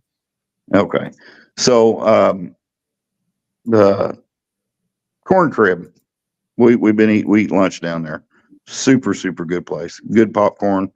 That's good food down there. But there's nothing really bad food up here. I don't know. I was talking to Zach Howell earlier, and he didn't like some of the places, but he's from around here, so he's tired of it. So something Joe, new for us. I got something kind of funny. One of my favorite things over the years was to see which hot chick Cole Johnson was going to have in the tractor cab. Is that something we can bring back, or? Yeah, I don't know. I guess we could, but he still like girls, or yeah, he still likes girls. I mean, he's no wiener rubber or nothing. So I think he doesn't have one here. So oh my God, Joe, I love you. Yeah.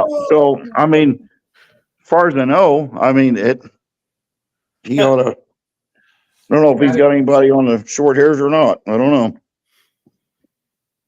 Yeah, but those are pretty good segments of who's Cole's going to bring next. Event coming near you. So yeah, it's good times. No, it was just something I enjoyed over the years of announcing at Gordyville and stuff, and kind of having that. He'd come down and hook him up and turn him up, and Cole's done well. And the lady department, I'm proud of him. I'm very proud of him. He's done pretty good.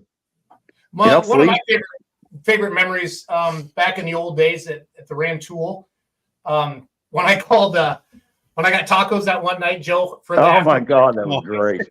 That was a lifesaver. I called Taco Bell and I said, I need about 300 tacos, and they're like, what?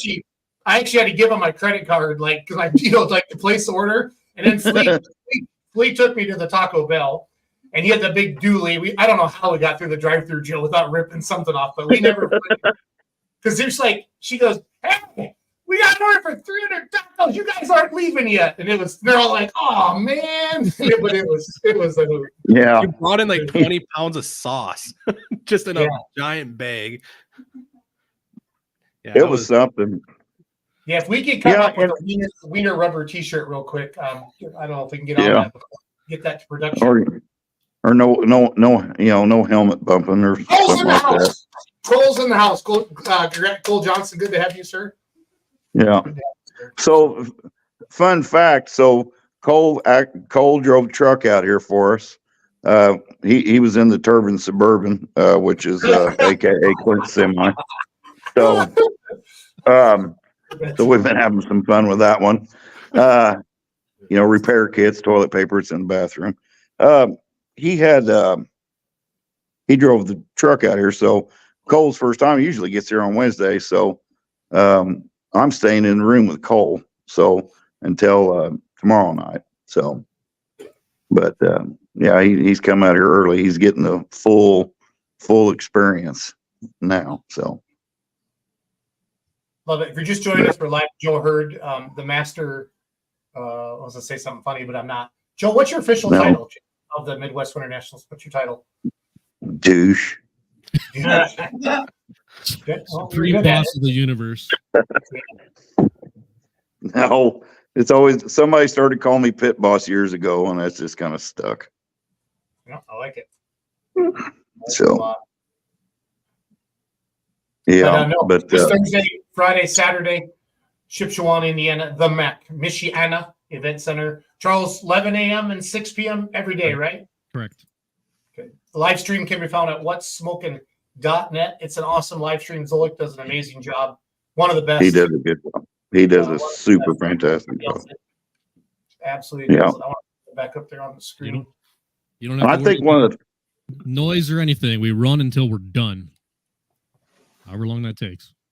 You might run out of food and beer, but you'll still be able to track the I ball. think we did that to Oh, them yeah. on Saturday last year. We ran them out of food. yeah, Mm-hmm.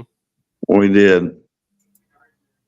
And another thing too that's consistent about Shipshewana, it's always warm in there. Yeah. The weather is fine on the inside. Guarantee you that. And we're, like I said, we're not expecting no more than rain and a little bit of sleet here. And they're going to get a dusting of snow on Saturday.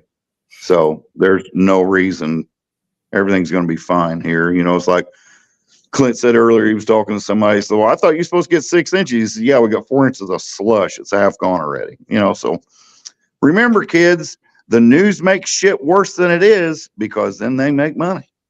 Yep. That's what they do. They're going to make it worse because they want you to view in to see how disastrous the world is with the snowmageddon happening. No snowmageddon, stupid. So, but my first memory of Jason Schultz, this is a neat one. This feller from Wisconsin come down here, and he did a good job announcing. He forgot that there was children in the building at about 9 o'clock, but that's okay. We'll forget that. But pullout.com still hasn't forgiven me, Joe, for that. Oh yeah, the kids. I'm like, yeah, I know. He went a little far with that one, but you know, everybody's dumb every now and again. It's okay. Was that the chief comment, Joe? Or I've said a lot of things over the years. I called Kleppy a pussy that one year. Yeah. But it was true. I mean, how do you deny the truth? Yeah, I mean, he was. I said wasn't wrong. It just maybe wasn't the right place. Joe, I've learned a lot, Joe, announcing at the Midwest. Yeah, it's the filter has to be installed every now and again. Yep. And if it doesn't stay on, you need to double clamp it. That year, I found the bar next door in between sessions on Saturday, and I said, "Well, I can do 17 shots of Fireball and still announce tonight." And then Clip took the batteries out of my microphone and said, "Schultz, go find some batteries." And Amy Gill Estes, they did everything they could because I went out. Oh God, that was a mess. So the wagon wheel could instigate a lot of things. What's that, Charles? The wagon wheel could instigate a lot of things. Oh yes. Yeah, but you had your little beer money bus back then. Was getting everybody rides and everything, you know, down to the motel. That was nice. But a lot of good. That was the year my friend Brian drank all the Crown Royal. What was that bar called next door, Joe? Hell, I don't. Was it the Wagon Wheel? Yeah. I mean, I think it was the Wagon Wheel is what they called it. So Brian drank all the Crown Royal by Friday afternoon. Went to our shuttle bus, took our Crown Royal stash in there, and he brought it back from them. And I was just like, oh, it was. Stagecoach. Cole's got it. Yes. Stagecoach. That's what it was. Stagecoach. Yeah. When the Remedy won the 4-1 in 15, after you stuffed her up there in the sand, I went into the bar that night, the Stagecoach afterward. I said, I'm buying the whole bar around whatever Tucker had put in my envelope for it was like $1,200 or $1,500. That paid the bar tab that night. So I donated it right back to the people.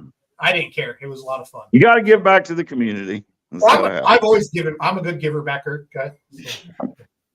It's good to see Cole Johnson in the chat. I'm happy to hear this. He said he named the Suburban Turbine. I like that. Turbine Suburban. My bad. Haha. Yeah. I came up with the Turbine Suburban name for the semi. Cole Johnson. If anybody asks what class I pull, I tell them all of them. That a boy, Cole. Yes, you do. Stagecoach. Spent a lot of time there. Oh, yeah. A lot of fun. In the early days. But no, Ship's a great venue. But, you know, you did talk on it, Joe. People follow the Midwest Winter Nationals. And it's the reputation, Tucker's reputation, obviously solid. Everything that you guys do, that show moves so fast. People want to be at this event, Joe. And you know that. And Charles and Brent and everybody knows that tonight. So it's a lot of fun. A lot of fun. It is, and we've already talked to several other places, and we've got it in the back of our heads where we'd like to go. I just want to find a damn home. I mean, I thought this was going to be our home. Because it's such a nice place, and there's always a lot of challenges the first time that you come into a building like that. You can think whatever you want to think of how things are going to go, but you're just really not going to know until you do it. And we made changes every year to make things a little bit better and make everything stay as efficient as it can to put on the best show that we can for the fans and the pullers and the experience for everybody. Because that's what our goal is. But and we'll do it no matter where we're at. We just got to have the right facility, and we got to make the right choice and make the right decisions. It's financially, sensible. We've even sat and talked in our meetings. We try to shoot for the moon. It's what would happen if we rented the Edward Jones Dome in St. Louis. The sky's the limit, guys. You make stuff work. It just takes money. But you just explore all options, and then you rule out what isn't feasible. And until someday, maybe it will be. You don't know where we'll end up, but wherever we end up at, it's going to be what's best for for the pullers and for the fans and for everybody. I mentioned DuQuoin earlier. DuQuoin, everybody said, well, you need to go back to DuQuoin. I said, well, that'd be neat. It's 17 miles from my house. That would be awesome for me, but there's no motels in that town, and the ones that are there are not the greatest. There's enough parking. The facility's really nice. It could be a little bit different, and the facility rent's fairly reasonable. There's a lot of things that goes your way for DuQuoin, but not everybody can stay in town. I mean, there's people got to drive all the way to Mount Vernon, 25, 30 miles away, drive clear to Carbondale, drive to Pinckneyville, drive clear to Nashville, go all over the place, come to Benton where I live, and to get a motel. So it's just not enough. It's not a good hosting town. There's just not enough support within the city limits to like up here where you've got enough. And you got to travel a little bit up very far, and the motels are nice, and they're pretty well run for the most part. So, well, and Shipshewana would be perfect if they could have, I know this summer they were already in the mode to expand, get that arena big enough to have the track in it like they'd planned. That would really be a nice place for an event. When they built the facility, if you look when you're here and start paying attention to architecture, that arena is half built. You got it's rounded on the north side, and it just comes to an abrupt end on the south side. So, and they done that with the hopes and the intention of making it twice that big someday, as long as business provided that they could do it. So, that is a hope for the future if they have it in their hearts and minds to, allow motorsports to be back in there in that capacity. So, I say that's several years down the road if they ever done anything like that, but I think it's pretty neat if they could, but that'd be definitely in the future. But in the here and now, look forward to having everybody come up here.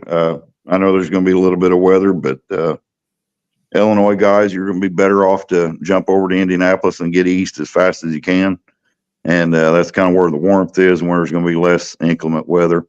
I wouldn't want to run up through Chicago this time because that's going to kind of be a little bit of a mess on Wednesday, I think. There's ways of getting around a lot of that stuff. And guys coming from Iowa, and out in Minnesota and stuff like that, Wisconsin, just remember, you got to filter through Chicago. They don't call it the shitty city for any other reason other than it's shitty. So you got to allow a little extra time there. Joe, I found your picture. Oh, you did? There it is. A rare look of a can of whoop ass. I like that one. Yeah, that's a good one. You're sitting there looking at 85 limited pro finals, It's just sitting in the northeast corner, and directly to the left, that was pro stocks, and boy was them guys not happy that I put them tire to tire, belly to belly, and they was not happy. But you had to have 9 foot. You gave them 9 foot 6 inches on a fat tard, and then on a 20.8, I was only giving 9 foot back then because I had to have every ounce of room. And the middle was packed full. The sand pile was big. No sand was in the pits because I had no room. And man, was that place packed. But I can't remember who took this picture and sent it to me back then, but I was like, that's cool. You know, and put it on our website back then, but they're on Facebook. But that was a neat picture. But that's how you had to operate at Gordyville. That looks like a Jesse post. Yeah. I think maybe Jesse did take that picture. He said, and he put it on pull off, I think, and said how Joe Hurd stacks tractors at Gordyville or something. But yeah, I had to have people watch me, but you know, you had those 85 tractors pulled on Friday afternoon, and I had to carry them to Saturday night, so I had to tuck them down there in the corner. I think Jesse was standing on top of the sled there because I had 4.1s in that corner. I had 85s in that corner. I just kept piling people down there. It's the only way you can make it work. So, but the good old days. But I don't want to go back to that. That is what you call organized chaos. Wednesday night, how late, Chuck? I just messaged me on Facebook or something. If you're running too late, Wednesday night when we get done with doing the test passing and everything, we want to close up and we want to come back here to the motel as quick as possible. So, you know, just depends on when we get over with test passes. Traditionally, we try to be done by 9:30, something like that. So, yeah, I think every year I've come down, I've gotten to the mech at like 9. Yeah, we try to get there 9:30 to where we can come back to motel, regroup because it's the last good sleep that we're going to have for a couple of days. So, and then we come back and drink a little too much sometimes. But that's okay. But first year Midwest Winter National was Gordyville 2004. That was the first one. This is 20. This is our 20th, I think. I think I'm wearing a shirt from 15. But yeah, we'll just have to see how it all goes. Chuck, didn't Chuck pull a mini rod, Jason? Yep, yes, sir. I'm pretty sure he's in okay. This year too. Yeah, Chuck just messaged me on Facebook or something. You can find me pretty easy. Message me and I can tell you what you need to do if you get here too late and we're not here. So Chuck, we'll figure that out. He's a little easier. Oh, yeah. Okay, just text it to me and we'll figure it out. Not a big deal. Yeah, I think that's it. So if anybody needs tips on driving or something, if you're coming from out west, I'll try to walk you through it best I can. Try to help you out. Or you can make it. That's a joke. Joe, how many toy tractors do you own? Me, I don't own a whole lot. I am not a Clint Tucker of toy tractors. I used to own a considerable amount more, but I had 3 wonderful children that when I was gone traveling, they would find my stash of toy tractors and rip them out of the boxes and play with them. So I don't know. I probably got close to 50 or 60 is all I've got. My wife bought me a toy tractor for Christmas. So I was very happy. Tickled me to death. I like it when you're happy, Joe. Yes, it's a good day. I had a 45 round back John Deere combine, precision and made. It's super awesome. I now own 2 of them because I'm real anal about the boxes. The boxes are so valuable as time progresses, and the kids found it and ripped it out of the box. And I was at home, thank God. Box got destroyed, but the combine's okay. It sits on my desk at work now. So I had to go buy another 45 Precision because I wanted to have one in the box. So, but I don't own a lot of them, just a few. I like Tucker. You walk downstairs and you can look for days. Mm-hmm. Yep, I was That's shocked. neat. I was shocked. Yeah, I saw that. that's a lifetime of collecting right there. So Yep. yeah, he put shelves up and put them all up on shelves and beat the kids if they touched them. I didn't get that option. So Oh, shoot. Yeah. It's all good. But that's about all I got. I just hope everybody's safe coming over.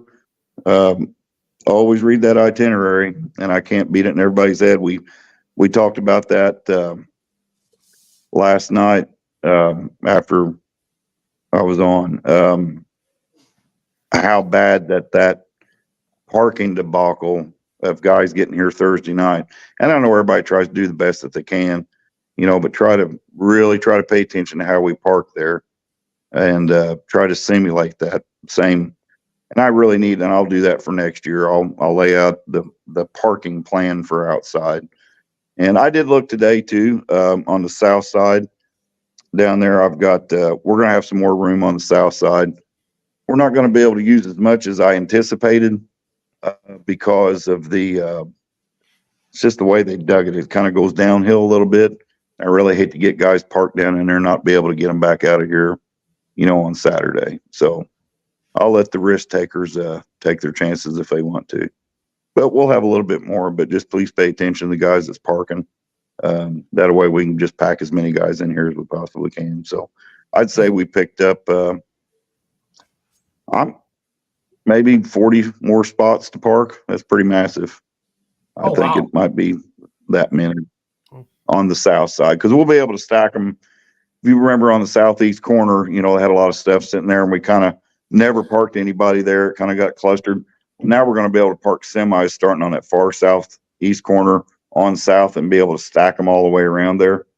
So that'll be a considerable help. So, but still, we really got to pay attention to how others do it. And remember, we just got to get them as tight as we can to get as many people in as we can. So that sucks having to parking that north of that where we pull because that messes people up from coming to watch the show. So, Joe, of all the volunteers, which one of you guys and gals have been there, all of them, since the beginning? Since the beginning, put me on the spot with that one. I don't think there's really anybody besides Clint and Brooke and the girls, Bree and I don't think. Like I said, I started helping in 07 or 08 and do coin, and then I started helping in 10.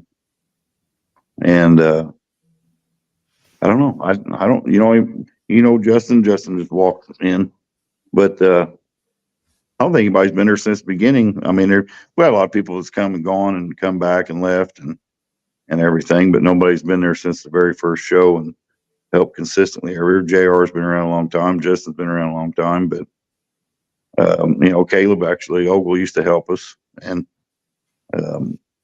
back when I started. And I mean, we've had a lot of good help, a lot of consistent help over the years, and that's another thing that makes the show flow a lot better, I think. So people knowing what they're doing, got their head out of their ass. How much money does Clint get from the state? How much money does Clint get from the state to have Chris Carhoff help Flea? Oh, have Flea? Yeah, it's a grant funded thing, and I can't go into details on that. I might go to jail or something. So, but we help Flea. Flea's good help. That's one of my fondest memories.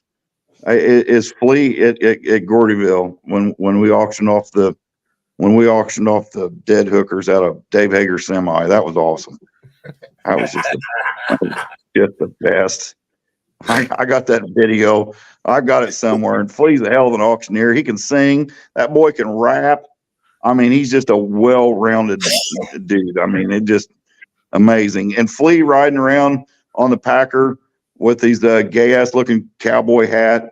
It looked like an episode out of Brokeback Mountain gone wrong. I mean, it was great. Just so much fun. Oh, Flea's a hoot. It was so neat.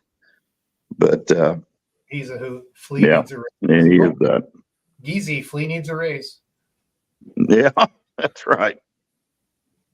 Go easy, Geezy.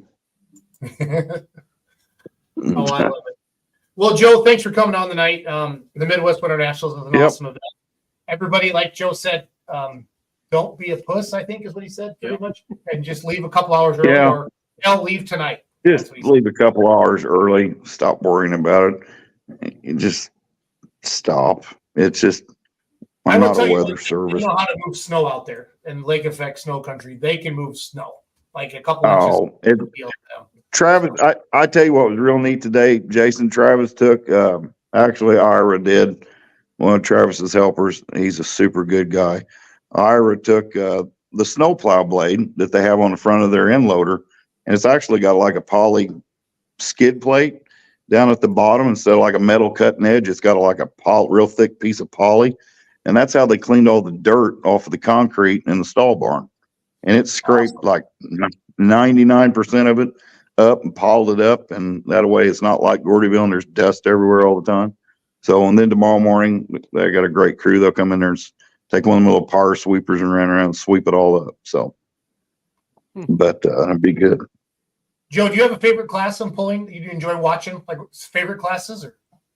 Well, I love watching all of them. Honestly, I don't get to watch them, but on the live stream where I'm at. But when I get to creep up there, I always enjoyed watching the light pros. I love watching. My all-time favorite's always been the old 11,000 Pro Farm, which started out many years ago as a 14,000 factory stock class, and then morphed into what is left of it today. That was always your womp womp womp class. I mean, that just, them things got a basement on them. That was one thing that always impressed me. And 93 Super Farms anymore, they really impressed me with the torque, that them guys and Josh Miley and them create, and Slum and them. It just, the torque that they create out of them things to me is amazing anymore. And listening to them, light pros come down there at 540 cubic inches singing a song like you ain't never heard. I mean, it just unbelievable to listen to and to watch, and just an impressive class. And what I'm looking most for, it's just neat. And I'm looking forward to see what the 50 Pro Stock class is going to do and what it's going to be throughout the future. And we're going to have, I think, 9 of them here, hopefully, Saturday night. That's going to be neat. And then also the 4-1 single charger semis. It'll be a first for us. We went out and had tow bars made for these guys, so where we can move them around. So that's another challenge in the pits, but I think it's well worth it. Wish we could have seen more of those guys come. I mean, this is their opportunity to showboat and shine. And I think the guys that we got coming, is very appreciated that they're coming, because, we're all, truck driver at heart, a lot of us, and that's kind of cool to sit and watch that stuff. And that's kind of a neat class, I think. So a little cost effective and fun, put on a good show and build some horsepower. I think it's pretty neat. So. Absolutely. Well, Joe Bird, we love you, bro. Yep. Be awesome. Thanks for coming on tonight. Get a good night's sleep. Okay, buddy? Yep. You guys just, you got any questions? Right now we're in Tucker's moving over here tomorrow. Leave him alone. He's got too much shit to do. And if he forgets something, if somebody keeps asking dumbass questions, I'm going to get mad, because then I got to go after stuff. So be courteous, be careful. Can't wait to see you guys. Let's have a fun time, and be careful utmost, because we want to get you here in one piece and we want to have fun. So awesome. Thank you, Mr. Hurd. Have a great night. Yeah. You too. See you guys. See you, Joe. Joe Hurd, everybody. Joe Hurd, I love it. So. Hey, who wants to message Joe really quick and tell him that I'm not going to my public education job tomorrow due to inclement weather? Oh boy. I mean, you can just go ahead and do that yourself. I decided not to bring that up during that interview with our. There's some things on the ground. Yeah. If you have Joe will just say it like it is. I mean, people say Joe's one of those guys, and he makes me laugh. But no, he is legit the pit boss, Charles Brent. You've seen it. I've seen it for years. And Gordyville truly, guys, was a challenge. And that picture really showed you Mhm. what it's like to put all that in there. Do you know what I mean? It's pretty. Yeah, the pits wild. are open. With a you can buy a pit pass. Don't get in his way. Don't get in any of their Do way. not If you get see a in their tractor way. moving around, just stay off to the side. I Make worked sure there's enough for room this for them to event, get and through. Joe has tried to run me over a couple times. Yeah, he'll give you a courteous beat from about 5 feet away, and if you're not all the way in 5 feet, you are he's not gonna stop. He's got that He'll make little you move. beep beep, man. You hear that, and he's Yeah. coming. Yeah. He keeps it moving. If he That has was to what's stop, one thing he'll open that back window and yell at you as he's driving by. I was going to say that earlier. One thing about Rantoul or Gordyville, you'd leave at night and your tractor would be parked here. But you come back next day and it was on the other side of the building, or because he was bringing in the next stuff, and it was just kind of fun to see all that. Mhm. Oh, I love it. That's just good memories. Yeah, Very they're a good. well-oiled machine. It's pretty impressive what they can do. Yeah. You're seeing some video. Mackenzie's playing video behind Doug and I. All the stuff moving around, and it's just fun. This is all from last year. We put a bunch of GoPros out, so a lot of stuff. Mike, Charles, Brent, I want to run this baby down to the end here and wrap it up. What else we got shaking, guys? Charles, good to see your face again. Yep, happy to be on. Thanks for coming on tonight. Brent, Yeah, good to see you. I don't know if you guys have mentioned anything, but there is free live results for this weekend. Oh, I forgot to do If there's that. I'm any sorry. issues, it's all Clint's fault, not mine. But Jason, yeah, so there will be. It is on the website. There's a link on the right-hand side where you'd be able to find the entries. There is one for live results, so just click on what session you want, and there'll be live results up to the second. So Love the it. page will automatically refresh every 15 seconds, I believe, is what it's set at. So you don't even have to touch it. Is that your new job this year to do that? No, Zolik's still going to do it, but he reached out to me on Wednesday and so I built live results for the WTPA a couple years ago, and it was very basic. And then he asked me to do this, and I'm just like, well, I'm going to have to do a lot more to make it work for this weekend. And so I spent this past weekend, working on it and got it to where it should be ready to go for the Midwest Internationals, and hopefully everything works. That's all I'm praying for. But I went through testing with it and with Zolik, and everything should be good. Good deal. Michael, did you have something, bud? Are you is Beer Money live streaming in Zellwood, or are you just promoting and No. announcing? We do not want to put anything up against the Midwest Winter Nationals. That is called suicide.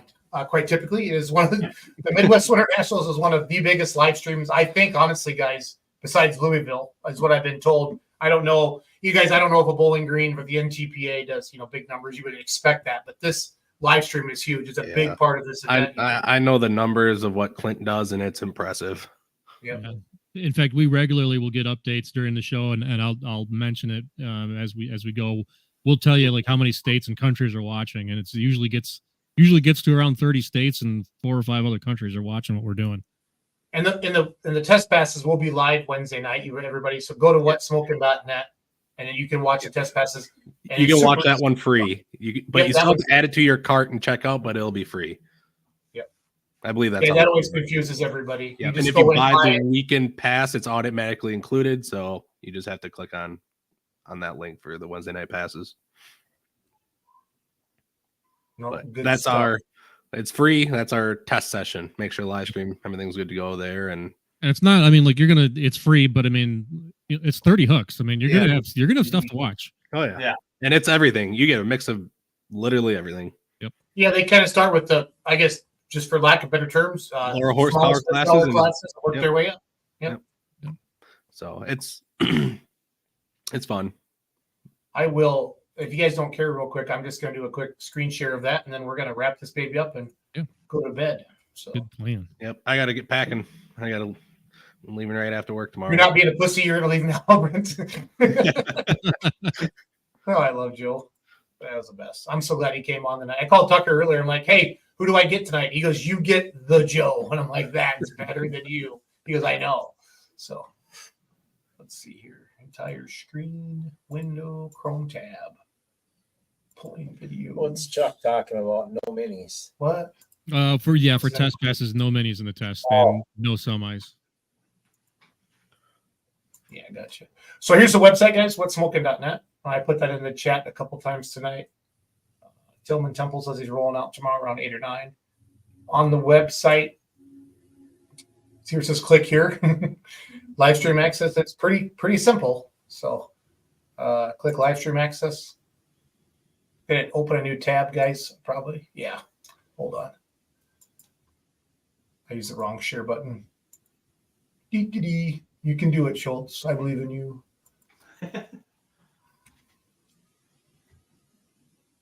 There it is. Okay, cool.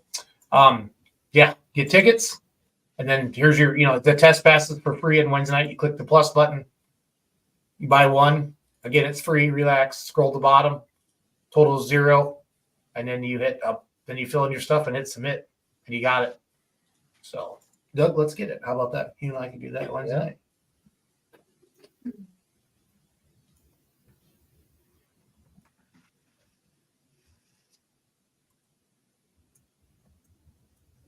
It's not taking you down there. That number's lock turned off. Now get an email with the link, and then you log on and bang, away you go. No, you can do it right from there. Access right here, right? This event. Yep. Otherwise, your access code is here, right? If you don't do it right away, you can just copy that code down, or it's in your email. And then it takes you to this page. Hold on. I want everybody to see this because, again, I think some people are, nervous about it. You've never done it before. I think live stream is a lot more mainstream for polling than it used to be. I feel like it's becoming easier for people because it's more well known. That one. I think so. Yeah, this one here. And it looks like this. You hit that little blue launch button, and away we go. And you're watching. It pops up on your screen, and then there it is. It starts in 1 day, 18 hours, and 25 minutes. So good stuff. Mm-hmm. Good stuff. Well, guys, thanks for coming on tonight. We appreciate you. Yep. Kind of wrapping up our show again. We started out with talked about some TNT truck and tractor pulling from Lexington, Kentucky. Big Daddy Magic. We went through all that stuff. We had a nice statement from the head TED Tech official down there. John Asay joined us from Zellwood, Florida. Doug and I are heading down there. And then Mike is off of school tomorrow because you're a pussy, Mike. Is that what I think? I think. Hey man, I'm getting paid either way. I don't have a witty comment for that. Like, you guys have fun. No, I'm just messing. You guys have fun being at your jobs tomorrow. Yeah, Charles, great to hear your voice again. You're awesome on the mic. The crowd's very lucky to have you down there. Who is on the microphone with you, Mr. Poach, this week? Carl Downs, and we're gonna break in Shane Hunt a little more because no Leroy. He is retired. He's retired. Yep. Fair enough. When you say break in Shane, make it hurt, okay? No, I will. Painful. Yeah. Yep. No, that's good for the boy. He doesn't know what we're going to put him up to. Well, if he was watching last night, he got an idea about at least one of the things we're going to make him do. But yeah, no, he did some stuff last year, and he did. I never heard him announce, and he did pretty well for not being, I guess, seasoned on the mic. So he's ate up on the sport of pull, and he loves it. Oh, yes, he does. And that's a lot of times all you need to be able to do. So good deal. Kenzie, let's throw up some video up here for the end. I'll let you guys go. I'll throw this video up here. Mike, Brent, Charles, have a great week. Everybody stay safe. Don't be a pussy. Go to Shipshewana. Have a great night. Yeah. See you guys. We'll put some video up here for you. What do you got, Kenzie? That looks like that's that case, that light limited superset case. What's that, chicken coop special or whatever? Can we hit the volume now? Can we do that? Is that me or is that Doug? What? Is your volume on? So we got to put it on the TV, right? Can I have that? So we're going to go down the track here in Shipshewana, folks.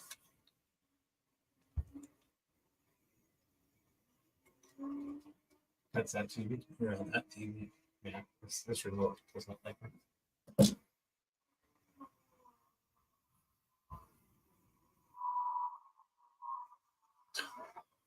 Oop, that one didn't work. That one didn't. Kenzie, find me. What did you find? Any cool videos I can share up? Oh, I got that one. Here, I got one here. So I downloaded that one. No, I don't think it let me because it says over a minute. No, here we go.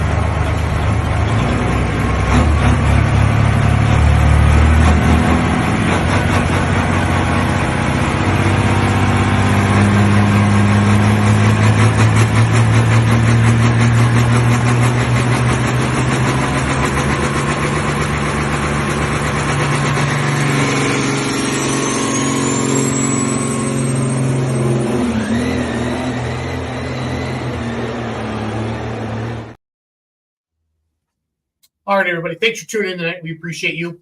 Hope and Kenzie will be out there from the Beer Money Pulling Team this past weekend. Our merchandise trailer will probably be in the normal spot is down there by the announcers. Yeah, we got some new hats, we got some new shirts, some new stuff. So go down there and check it out. And then, like I said, Doug and I are heading to Zellwood, Florida, and then we'll be back at it.